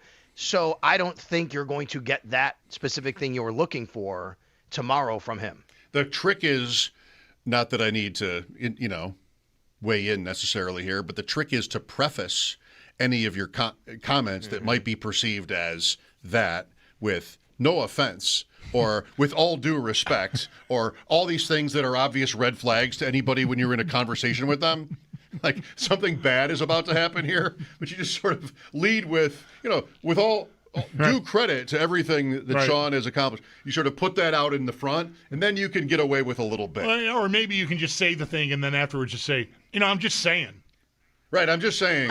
I was just saying. I'm just saying. I mean, how would it come across if he says, well, I really want to be a lot more aggressive on defense? I mean, suddenly that's a soundbite that he's criticizing Sean McDermott. People are saying he said McDermott's passive, right? Well, you can't do that. No, you're right, and you have to be careful with the wording, and hopefully Brady is, if he's going to even go there, smart enough to figure that out.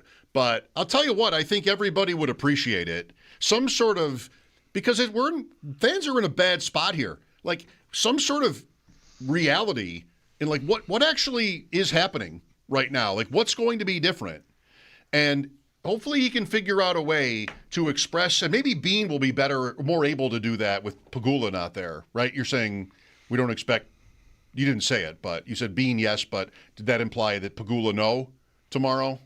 What we have is Brandon Bean and Joe Brady available tomorrow. So that'll be that. And I don't even know. Like I don't. People have asked me, is Josh Allen going to speak? At some point, we thought we'd hear from Josh. I don't know when that will be. Yeah. Whether that's tomorrow or another day. We haven't heard from Josh yet either. I don't know that the team ever announced it, but I feel like one of the reporters, not you, that I follow, said that maybe they had been in touch with Allen or someone close to Allen, and that after the coach was hired, he'd have a media availability at some point. Well, that was Jay Skursky actually who reported that last week. Right. Yes. Okay. Well, it's 10 degrees every day, and Allen is Allen. If he's here, he's not doing it right. He should be. He should be somewhere else. Should have stayed on the yacht by now. I mean, maybe he did.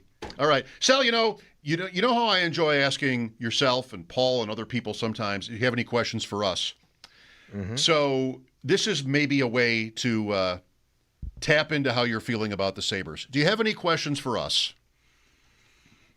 I have a trivia question for you. Okay. Ooh. Okay, so the Bills have had 21 coaches in their history, counting interims and Lou Saban twice. Okay. And Harvey Johnson. Out of those. Yes. Oh, was Harvey Johnson their choice? Okay. Yes. Out of those 21 coaches. Yes. Okay, I'm gonna give you one because it's a long time ago. Joe Collier. Okay. The answer to this question. There are 3 others who've won at least 9 games in their first full year. Wade. Can you name him? Wade Phillips is correct. 98. He was 10-6 in 1998. McDermott. McDermott was 9-7. Yes, in 2017. There's one more. Mm-hmm. Was the thing with the New England game for Marone to get to 500 or second to be year. above 500? Oh, it was his second year. Then he quit. Damn it, that's right. Okay, forget him. Sorry. What was Rex? Rex was 6-10 or 8-8. Sorry, 8-8. Rex. He was one game short. Well, I don't think Knox won. I don't think Knox started with the winning record. He did not. That's right. Marv took over mid-season, but his first full season they went was 7-8. 7-8. That doesn't work. Mm-hmm. Got to be the 60s, doesn't it? Nope. No, it's actually this century. More recent. Yeah, more recent. Who won 9 games is Malarkey. Malarkey, right. Yeah, 04. Yeah. Yeah. Yeah, should have won 10, right? I mean, right. Play the Steelers backups at the end of the year, but right. Malarkey. So Malarkey did it, and Wade Phillips did it, and Sean McDermott did I'll tell you what, this Brady had better win 9 games.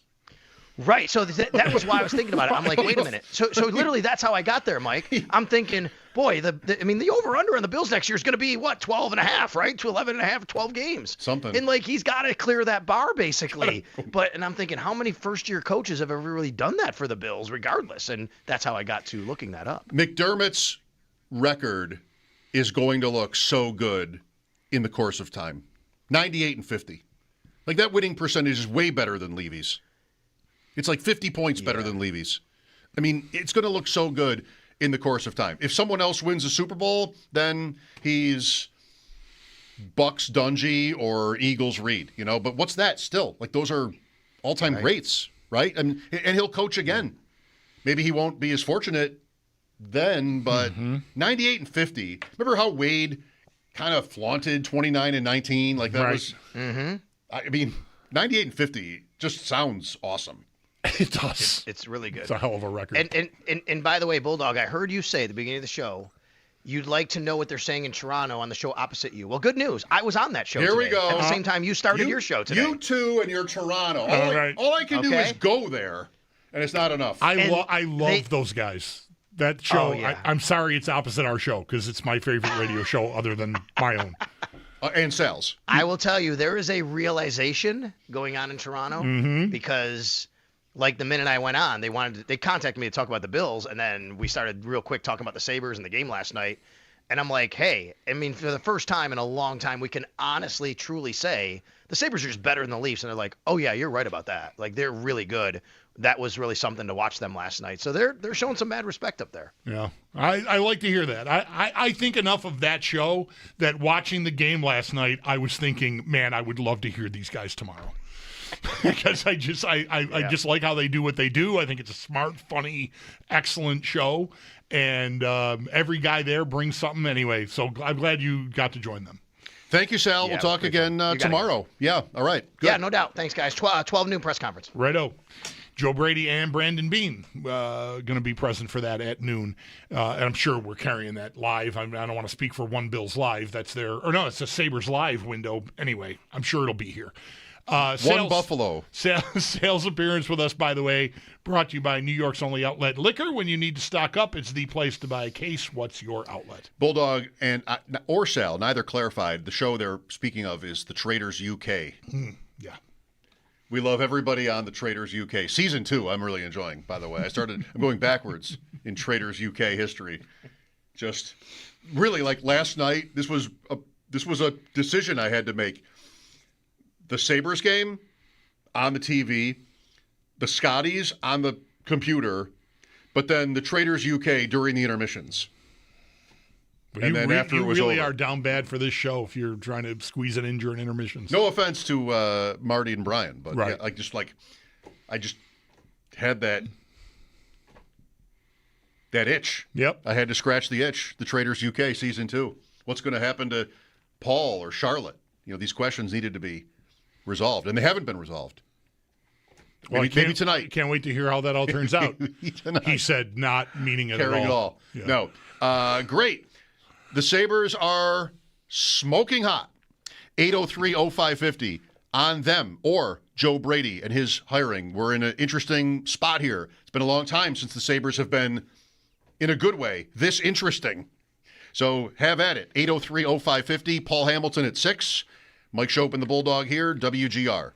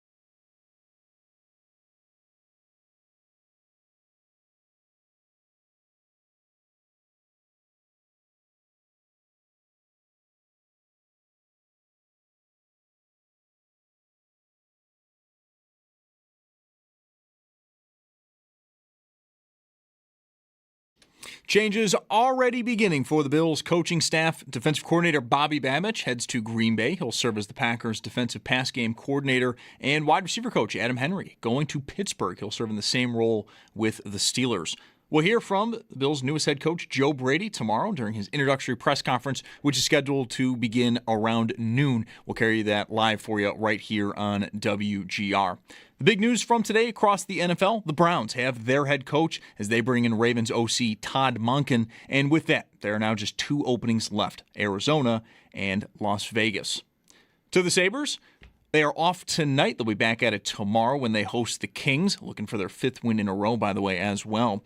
Bad news, though, for the Sabres. Ukko-Pekka Luukkonen did leave yesterday's game early due to a lower body injury, and as of this morning, the team did not have any updates. We'll get the latest on the Sabres. Paul Hamilton coming up in just about a half hour at 6. And then around the rest of the league, a very light schedule tonight, just 3 games. At 7, the Islanders host the Rangers, then 2 games at 7:30. The Avalanche are in Ottawa versus the Senators, and the Blue Jackets, they host Philadelphia. That's your Paddock Chevrolet Sports Headlines. Paddock Chevrolet, celebrating 90 years of being your hometown dealership. I'm Zach Jones for WGR Sports Radio 550.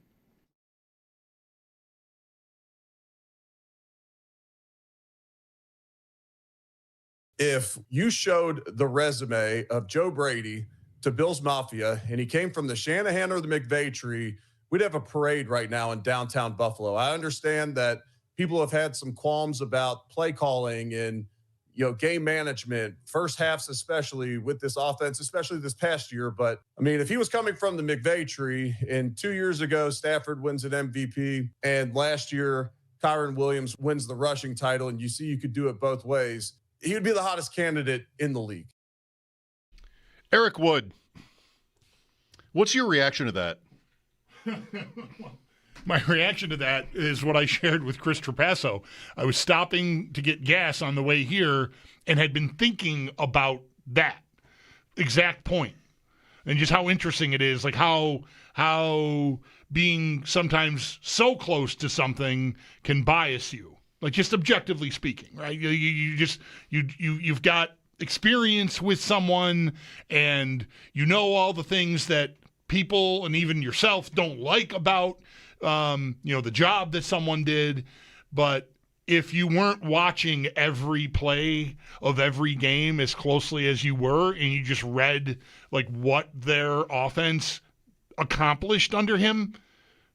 That's why I said it that way, because I felt like, I'm going to steal Eric's take here, but it was something I was thinking about today. I think objectively there's a case to be made that we just can't see the forest for the trees right now. But there's so much else that goes into it. Like there's the Bean piece, how awkward all this went down, and trusting their decision-making. Like, I'm worried that it's a bunch of enabling that's going on.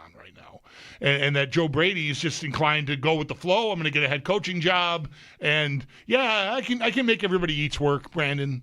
I'm worried about that, but he's done. I never thought he was terrible at this job or needed to be replaced. I thought he had an excellent game in the game in Denver. There were numerous examples of plays that he drew up that guys were open, if not wide open on. The ball didn't always get there, but I thought he had a very strong game in McDermott's last game. So just quickly before we get to calls, if the take can be summarized as if he were from Sean McVay or from Kyle Shanahan, we'd be doing, cartwheels. Is what I'm about to say a reasonable reaction to that? Okay, but he isn't. Is that also objectively fair and reasonable? Like, he isn't. Part of what the problem isn't just that he's already here. Like, that's not the whole thing. It's like, what's the level of creativity? Isn't that fair? Isn't that right? Like, if I'm not in Buffalo, do I have to like this move? Because if he were from Sean McVay, I necessarily would. No. I can name friends from out of the area that can't believe the Bills did this. Yep. So, I don't know. I think, fine. It's a fair point. It's good to be reminded of that. But I don't think you have to settle for that. That just because he has a different lineage as a coach. Yeah, I wasn't even thinking about McVay or Shanahan. I just think any numbers. Yeah, any coordinator. So I don't even that part of the point. I was not thinking about that at all. Okay. Because to me, I don't think you really even need it. Not that I need to be correcting Eric or advising him on how to make points. He seems to be doing pretty well for himself. I just think objectively, if he were coming from Green Bay, that's McVay. But the point is, the offense was successful despite its obvious limitations from a skill set standpoint, receiver-wise and all of that. They had a very successful offense. And I think because I do think here, the number one thing that people hate about it is that they watch them throw the ball behind the line of scrimmage to Khalil Shakir 3 times a game. And people feel like that play never works. And that's provably untrue. Like, it's not even close to true. It doesn't always work. And I also don't want them to lean on it like it's their number one thing, because to me, it's a give up. It's what you do when you don't have guys that can get open downfield. It's what you do. So, which is a little weird because I think Shakir can get open downfield. So, look, everything cuts both ways. I don't, in saying that, love the hire. I don't even like it. I wanted them to do something else. I wanted new. I wanted objective. I wanted someone that might actually push Brandon Beane to get receivers. And I'm not positive Joe Brady is equipped to do that, walking in the door as the first-time head coach. And just pointing out the other side of that is I think he is a quality candidate based on the results he got. It's the hook and ladder that always works. Right. And that's all we'd be judging. Yeah, certainly the cachet of having Shanahan or McVay in the background. That was a lot of the appeal of Udinski, Kevin O'Connell, Liam Cohen. Like, all that worked in favor of the guy. But ultimately, what did the offense do under his guidance? I mean, the results were very, very good, if not excellent. I won't disagree. Eric Wood seems to be doing very well for himself. But I'm telling you right now, and I'll tell Eric this, he needs some Sabres content pretty soon. Because people are craving it. I mean, center it on Buffalo. Like, get some centers. Non-football. Where is Peyton Krebs? Right. Eric. Haven't seen him pop up on your feed in a while. Ever. Or, actually, just a random name there, but he was on this show before the season started. Yeah, that was a day. I texted Bulldog the other night. I was not here. It was the Islanders game, and I said, I think I'm at the point where we want to talk about having players on. Which we haven't done. We haven't followed up on that yet. Right. But, maybe they don't want to come on. Some of those guys, if they paid attention, we were not fans, right? Some of them. Mm-hmm. But there are some it would be interesting to get in a few of those guys' heads right now.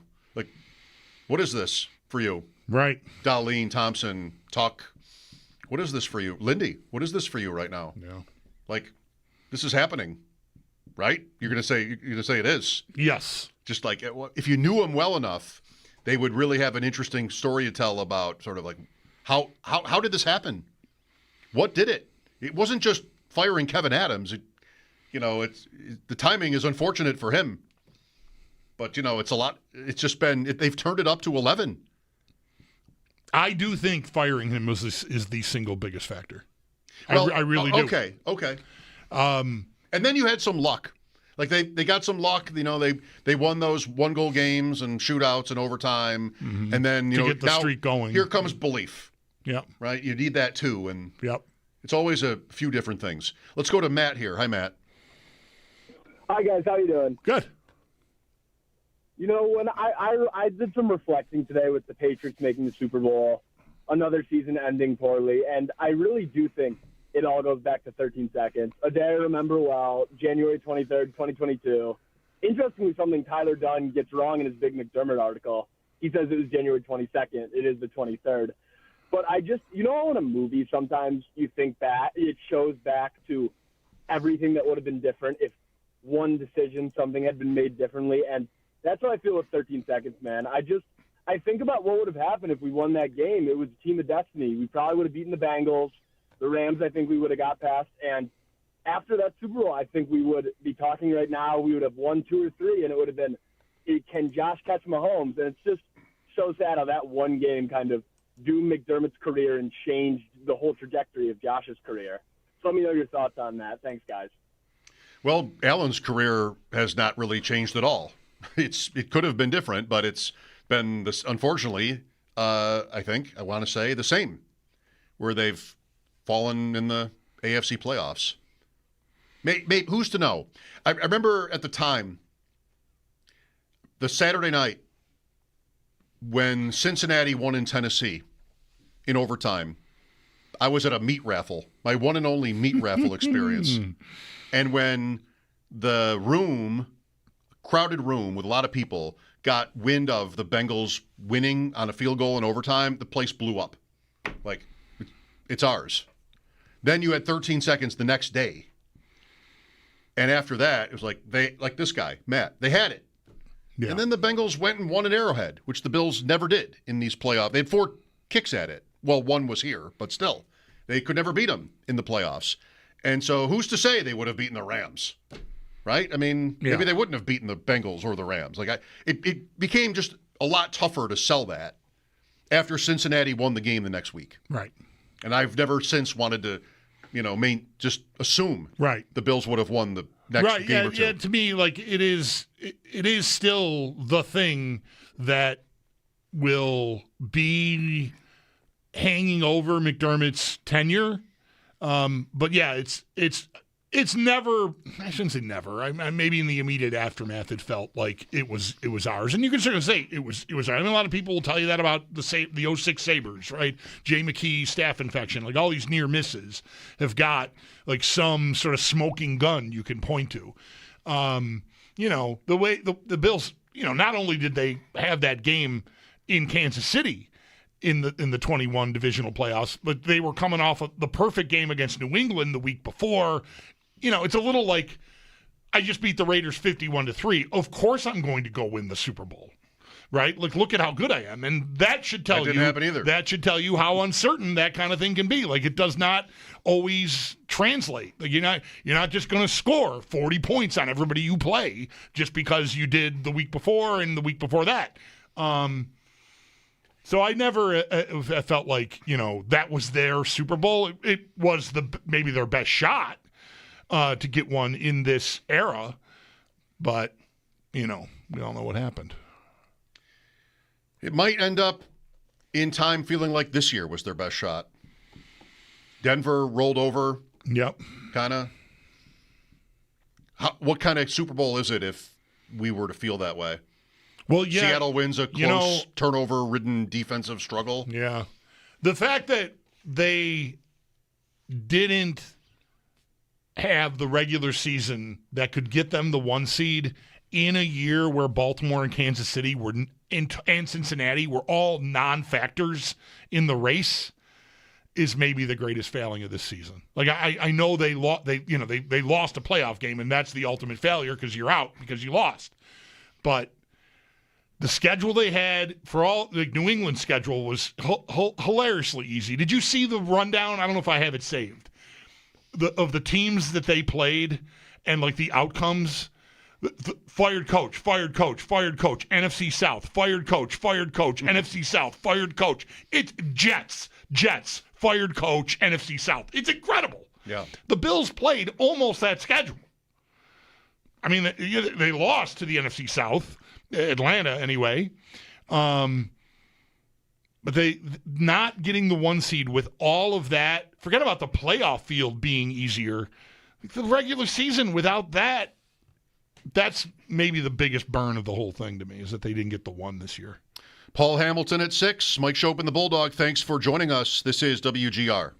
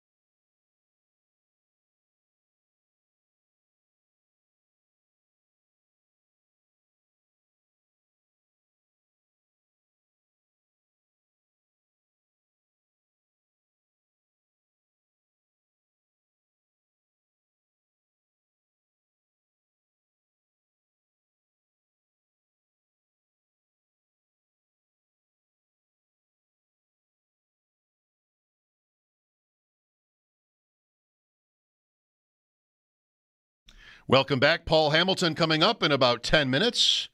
First, we have Sarah. Hi, Sarah. Hey, thanks for taking my call. I wanted to talk about something, and I think you guys were sort of chatting about it at the end there, and I apologize. I tuned in late today. I'm like a very loyal listener, but I was a little bit late to the game today. Come on. Yeah. But I wanted to talk about next year's schedule because, like obviously everybody has been through basically the roller coaster of emotions of this last week. Or two, basically, since overtime in the Denver game. And then I started, thinking, wow, we got more roller coaster ahead here as we look at the schedule. And I was surprised. I guess I forgot, how tough the schedule, in my opinion, looks next year.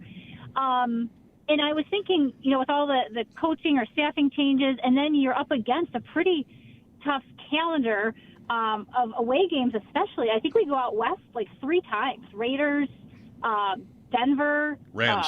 Maybe the Rams. Yep. I mean, so I don't know. That just kind of, I don't have high hopes. Not just because of the staffing and coaching changes, but when I look at the schedule, I just think, I don't know. I mean, are we going to be able to? What's next year going to look like? And that actually is part of the reason why I feel like I have a little less hope than, regardless of whether it was Joe Brady or whoever. Just looking at the calendar sort of makes me cringe a little bit. And I just wanted to hear your guys' thoughts on looking ahead, looking at the schedule, in light of all these changes. Okay. Well, I wouldn't really worry about it. I mean, you're right to notice what you've noticed, but I don't know. Like, every year is so different. Their home games, this will be fun for the stadium. Like this year was. This year we had the Bengals, the Ravens, the Chiefs, the Eagles in the last year of the stadium. How great was that? They won 3 of those games. They lost the game to Philadelphia, but it was still interesting. Next year, though, the home schedule is as interesting, maybe. Detroit, Chicago was a playoff team. The teams on their schedule at home next year that were not in the playoffs are the Jets and Dolphins, because that's the rule. Detroit, wow, okay, really? They weren't in the playoffs? They were not. Baltimore, also. And Kansas City. But the Chargers were in and the Bears were in. And then you talked about the road games. I don't know. This far away from the season, I like the schedule thinking more about the appeal of the opponents, the marquee value, than like whether it will be really hard. So I don't know. I'm not distracted by it. How about that for a word? I'm not distracted by it. Haven't even got there yet myself. I mean, I know I recognize the teams. I've looked at it and gone like, whew. But that's it. Like, I haven't really. It's right there in red if you want it. Oh, right. Okay, that's helpful.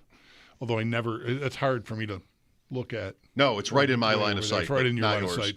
Me, I don't know. I've got this Pittsburgh Penguin goaltender figurine. I don't even know who that is. And where'd the Colorado guy go? Oh, there he is. He's over your left shoulder there. Yeah. All right. Is that supposed to be Patrick? Wow, that is so bad. That is the worst sports figurine I've ever seen in my life. Look at the mask. The mask alone is just hellacious. What is that mask? Good question. It's a bad scene there. Look at the size of that glove. Yeah. Well, the gloves are big. I know they're big, but they're not frying pans.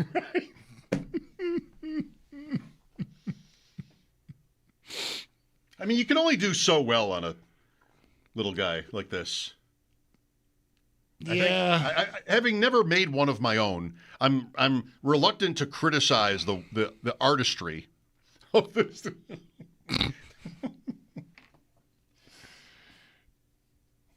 Yeah, no, I didn't drop it. Just comparatively, I don't know. Can the camera pick up the No, you can't reach the penguin one. It's too far away. That guy doesn't have a stick, but that looks more like this. You know what this is? There's also a name on the back. Who is it? Ex-Sabre. Tom Barrasso? Patrick Lalime. All right. Like that is What a collection we have. 1,000 times better than that Patrick Waugh figurine. What a collection. There are many nights when we have to break. There are many nights when I wander into my basement and just start. Yesterday I was talking about King Clancy. There are many times when I just wander down there, and I love this about my stuff, is like, it's so weird. It's not, it doesn't really make sense. So I just have these random things, and it takes you places. This is one of the great things I think about collecting, is it takes you places. Here we have two things.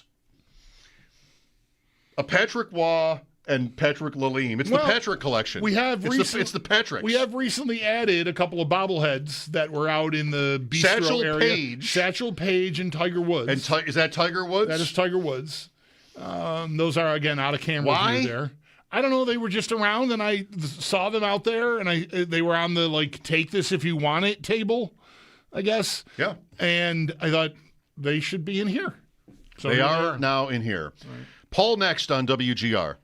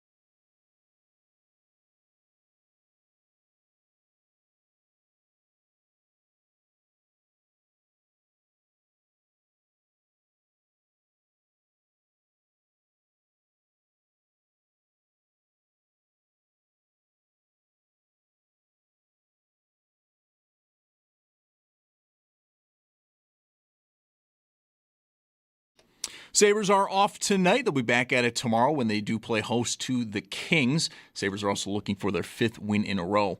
There's some bad news, though, following last night's win. Goaltender Ukko-Pekka Luukkonen left yesterday's game early due to a lower body injury, and as of this morning, the team did not have any updates. Do stay tuned. Coming up next, Paul Hamilton will join the show for the latest on the Sabres. Around the NHL, a very light schedule tonight, just 3 games across the league. First up at 7, the Islanders, they host the Rangers. And for the Rangers, keynote here, Artemi Panarin not playing tonight due to roster reasons and reportedly is not expected to play again before the Olympic break in early February. And then we've got 2 games at 7:30. The Avalanche are in Ottawa versus the Senators, and the Blue Jackets, they host Philadelphia. To the Bills, coaching changes already are beginning for them. We'll hear Bills' newest head coach, Joe Brady, with his introductory press conference tomorrow at noon. But for the coaching changes today, defense coordinator Bobby Babich heads to Green Bay to serve as the Packers' defensive pass game coordinator, and wide receiver coach Adam Henry heading to Pittsburgh to serve in that same role with the Steelers. And then the big news today in the NFL, the Browns have their head coach. They bring in Ravens offensive coordinator Todd Monken. And with that, we have just 2 more openings, Arizona and Las Vegas. Then in college hoops, UB women, they host Eastern Michigan. That game is going to get going here in the next few minutes and can be heard on our sister station, the Bet 1520. That's your Paddock Chevrolet Sports Update. Paddock Chevrolet celebrating 90 years of being your hometown dealership. I'm Zach Jones for WGR Sports Radio 550.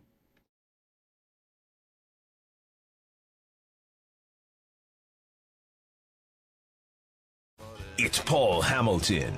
Oh, Cervatic and Hamilton going to each other and Sawinski. Fight into it. We have to fight. With Mike Schopp and the Bulldog. Snodcheck was just totaled by an Iowa State player against the board. I think it was by Hamilton. On WGR. Really a pretty unnecessary hit by Hamilton. Hamilton is still awfully mad. He's being held back. Number 17, Paul Hamilton. 2 minutes for charging, 5 minutes for fighting, and a misconduct. Sports Radio 550. Oh, Paul. Always causing trouble. Whenever I think about Miracle on Ice, I often think of, not every time necessarily, but I often think of Paul because he was at the tryouts. Mm-hmm. I don't know that I know the answer to this, though, Paul. So there's another new documentary coming out, I think Friday, from Netflix with new footage of that whole story. Is that I hope it is. Hopefully that's a good memory for you, and not something where you were so close. Do you ever feel like it could have been me, or is it more just like I was a part of that? Which is the more prevailing feeling that you have? No, just a part of it. I quite honestly probably played as well as I possibly could have that weekend, those 3 or 4 days. So no regrets. Good. I just felt I actually maybe played a little bit better than I normally would. So I gave it everything I had. Did you get to know some of the players who ended up becoming famous for being on that team? Yeah, Mark Johnson was my center during the game. Mark Johnson. Okay. And he was a coach too, or maybe he still is. I don't know. Right? He was a Wisconsin. Does that sound right, Johnson? His dad was Wisconsin. Yeah. Okay. Well, I'm excited about this. I'll eat anything up that's Miracle on Ice. I'm looking forward to Friday for this. All right, enough hockey questions. We were going to bombard Bills. Paul with Joe Brady. with football stuff because but we really didn't talk hockey with Sal hardly at all, except at the very end. I gave him a chance, and he went to Mike Malarkey trivia. Right, he did. I thought maybe you were going to talk about the Buffalo Braves or something. Maybe tomorrow. Should we start with Luukkonen? What did it look like? What was said last night? And what kind of trouble would it mean if he were to miss time? Yeah, when the goal was scored, I thought, ooh, that's a bad rebound right to Matthews. And then, he didn't really get up. I mean, he was on his knees and just sat there, and then finally got up and came out, I believe it was the next whistle, that he came out of the net. And I go, okay, and then I saw the replay of it. Now I know why there was a big rebound there. He hurt himself. And I don't know what the injury is. It's a lower body. Who knows? It could be a groin. It could be. We just don't know. And Lindy Ruff didn't know this morning either yet. So he said he was hoping to find out sometime this afternoon. Paul, I know that there's no point in me really saying this because who's going to know? They're never going to tell us. But and it would be up to Luukkonen to say if he felt like something before the game. The 2 goals that he gave up, he was wildly out of position on both of them.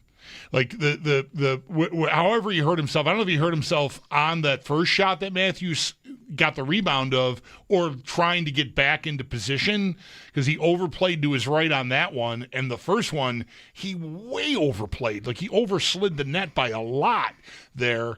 And that had me wondering, like, if maybe he was trying to get through something.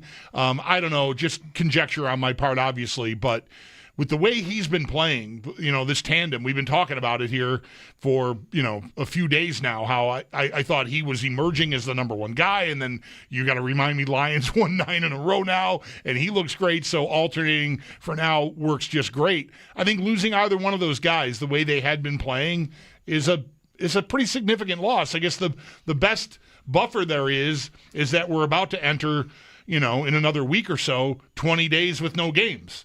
So hopefully they can get through these, handful of games here. Lyon, I would think, and I think you wrote this, maybe plays most of them. But, Ellis got them through last night, and his numbers are decent enough.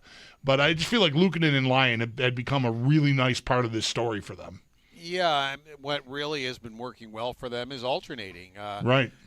Some people are saying, well, why wouldn't you use Lyon right after a shutout, especially since Luukkonen's never beaten the Leafs? And basically because Ruff has liked the way it's gone, alternating back and forth. They both had a .920 save percentage recently. For Lyon, it's his last 9 games. For Luukkonen, it was his last 10 games. .920 is a phenomenal save percentage in this day and age in the NHL. And it was going well for them. They're winning hockey games, so Ruff didn't want to go away from it. I would imagine he's going to go away from it now. I would think, if Luukkonen misses games, that, Lyon is going to act like the starting goaltender now. And, they'll use Lyon or Ellis when they have to. So, but again, that's just speculation. Mm-hmm. Lindy Ruff is not going to tip off his goaltenders, and he wouldn't even say, if Luukkonen's going to miss any time, basically because he's not sure. He doesn't know yet. So, but the way he sat there afterwards and didn't get up and then left almost immediately, I would find it hard to believe that he would be ready to be in the net tomorrow. Ellis held up last night. Yep. Paul, I asked you last night if being around this team is different since they started winning, and now it's just more and more of that. And you said they have more confidence. They're either talking about that or showing it as you saw it. Sure, yes. Last night might have been really fun, too. With, winning in Toronto is always fun for visiting teams. So many players, from the area, whatever it is. It's a rivalry. Dahlin's game, Dahlin has been through so much. And riding out the loss of their starting goalie and running away with it anyway. I mean, there was a stretch in that third period where they were just dominating. I mean, really, what a performance. So hopefully there were a lot of smiles in there last night. Yeah, I didn't like Ellis's game till the third period. Then I thought he came up with some really good saves in the third period. I didn't like the goal scored on him at all. He saw it the whole way and just missed it. But he's still it's kind of weird. He's 7-4. He tends to get wins even in games he's not great in. Right. So, good for him on that. And as I said, in the third period, I thought he settled down and made some really good saves for them to make sure that the Leafs didn't get back into the game. So, kudos to him on that. And Mike asked Dahlin last night about, hey, what's it like? You've never had this in your whole career that teams are chasing you. And Dahlin's laughing. He goes, "Yeah, I haven't." He goes, "It's fun, isn't it?" Type of thing. It's like, I'm really liking this. And you're right. I've never experienced this before. But they all acknowledge that there's still a long ways to go yet. I mean, there's still a lot of hockey to be played. There's still the whole month of March. About 6 games in February and a few more in April. So they understand they haven't won anything yet. They haven't clinched anything yet. and there's still a lot of hockey to be played. It is nice to know. I mean, they're in this third place spot by virtue of having played fewer games than the two teams tied with them with the same 65 points. The nice thing is that Florida is the near. So Montreal and Boston are the two wild cards. They have more points than the next closest team to a wild card spot in the other division. Philadelphia is that team with 57. Same with Washington. Florida is at 59, so they've got here a 6-point lead on even a wild card spot, which is, pretty nice. I mean, I know it can swing fast. If they were to get in any kind of a lull here before the Olympic break, they could certainly fall into a wild card spot. I'd be surprised if they fell out of a playoff spot altogether, though. They've just been going so well. I gotta expect there's going to be a dip somewhere, Paul, but the best thing about this so far, to me, yes, the 10-game streak was incredible, and they earned it, but their record after the 10-game streak ended is also excellent, and that's the best sign of all to me. Yeah, it is, and I brought up the St. Louis Blues yesterday. They're the only team I've ever seen that were in last place in January, and by the end of the hockey season had won the Stanley Cup. They were last in the NHL. Right. And, they never did find that lull. They just kept going and going and going. That's now, the Sabres, I agree. I think there's going to be a little bit of a lull at some point. I would be very surprised if Florida doesn't get their act together and get into the race, but that doesn't mean it has to be the Sabres that fall out of the race. Right. I agree with you. I don't think they necessarily, unless they have a total collapse, would be the team that would fall out, but I still believe that Florida will be in the running when it's all said and done. But not Toronto. Would you agree with that too? Yes, I would agree with that. I think Toronto dead. You just watch even Matthews. Matthews is good enough to score 3 points when he's not playing well. I just watched him, and it was just his mannerisms. He just wasn't into it at all. He just seemed like blah, and he had 3 points anyway. But he just doesn't seem like he's with it. He just seems like he's beaten. It just there's no spark to him. There was just no. It's hard to explain. I think, Paul, we're seeing the Sabres with the inverse of that, right? I mean, they believe. I think guys know when they don't have it. And not just them individually on a given night. I mean, like the overall, right? And maybe Matthews just knows, like, everything is such a struggle here right now. And like we tried to sort of pivot to a more gritty, responsible defensive team, sort of in Craig Berube's St. Louis mold, I guess, maybe, from having been a team that could just kind of score almost at will in regular seasons when Marner was there. But I just wonder if a guy that's had that kind of individual and team regular season success just looks at it and goes, I just don't, when you're lying awake at night staring at the ceiling, like, we don't have it. Yeah, no, struggle, I think, is a good word. Maybe that's the word I was searching for. He just looks like everything is a struggle to them. Yeah. Interestingly enough, last night, it took until the Sabres' 6th goal for the fans to jump in and get on the Leafs. I've been there when the fans are on the Leafs 10 minutes into the game.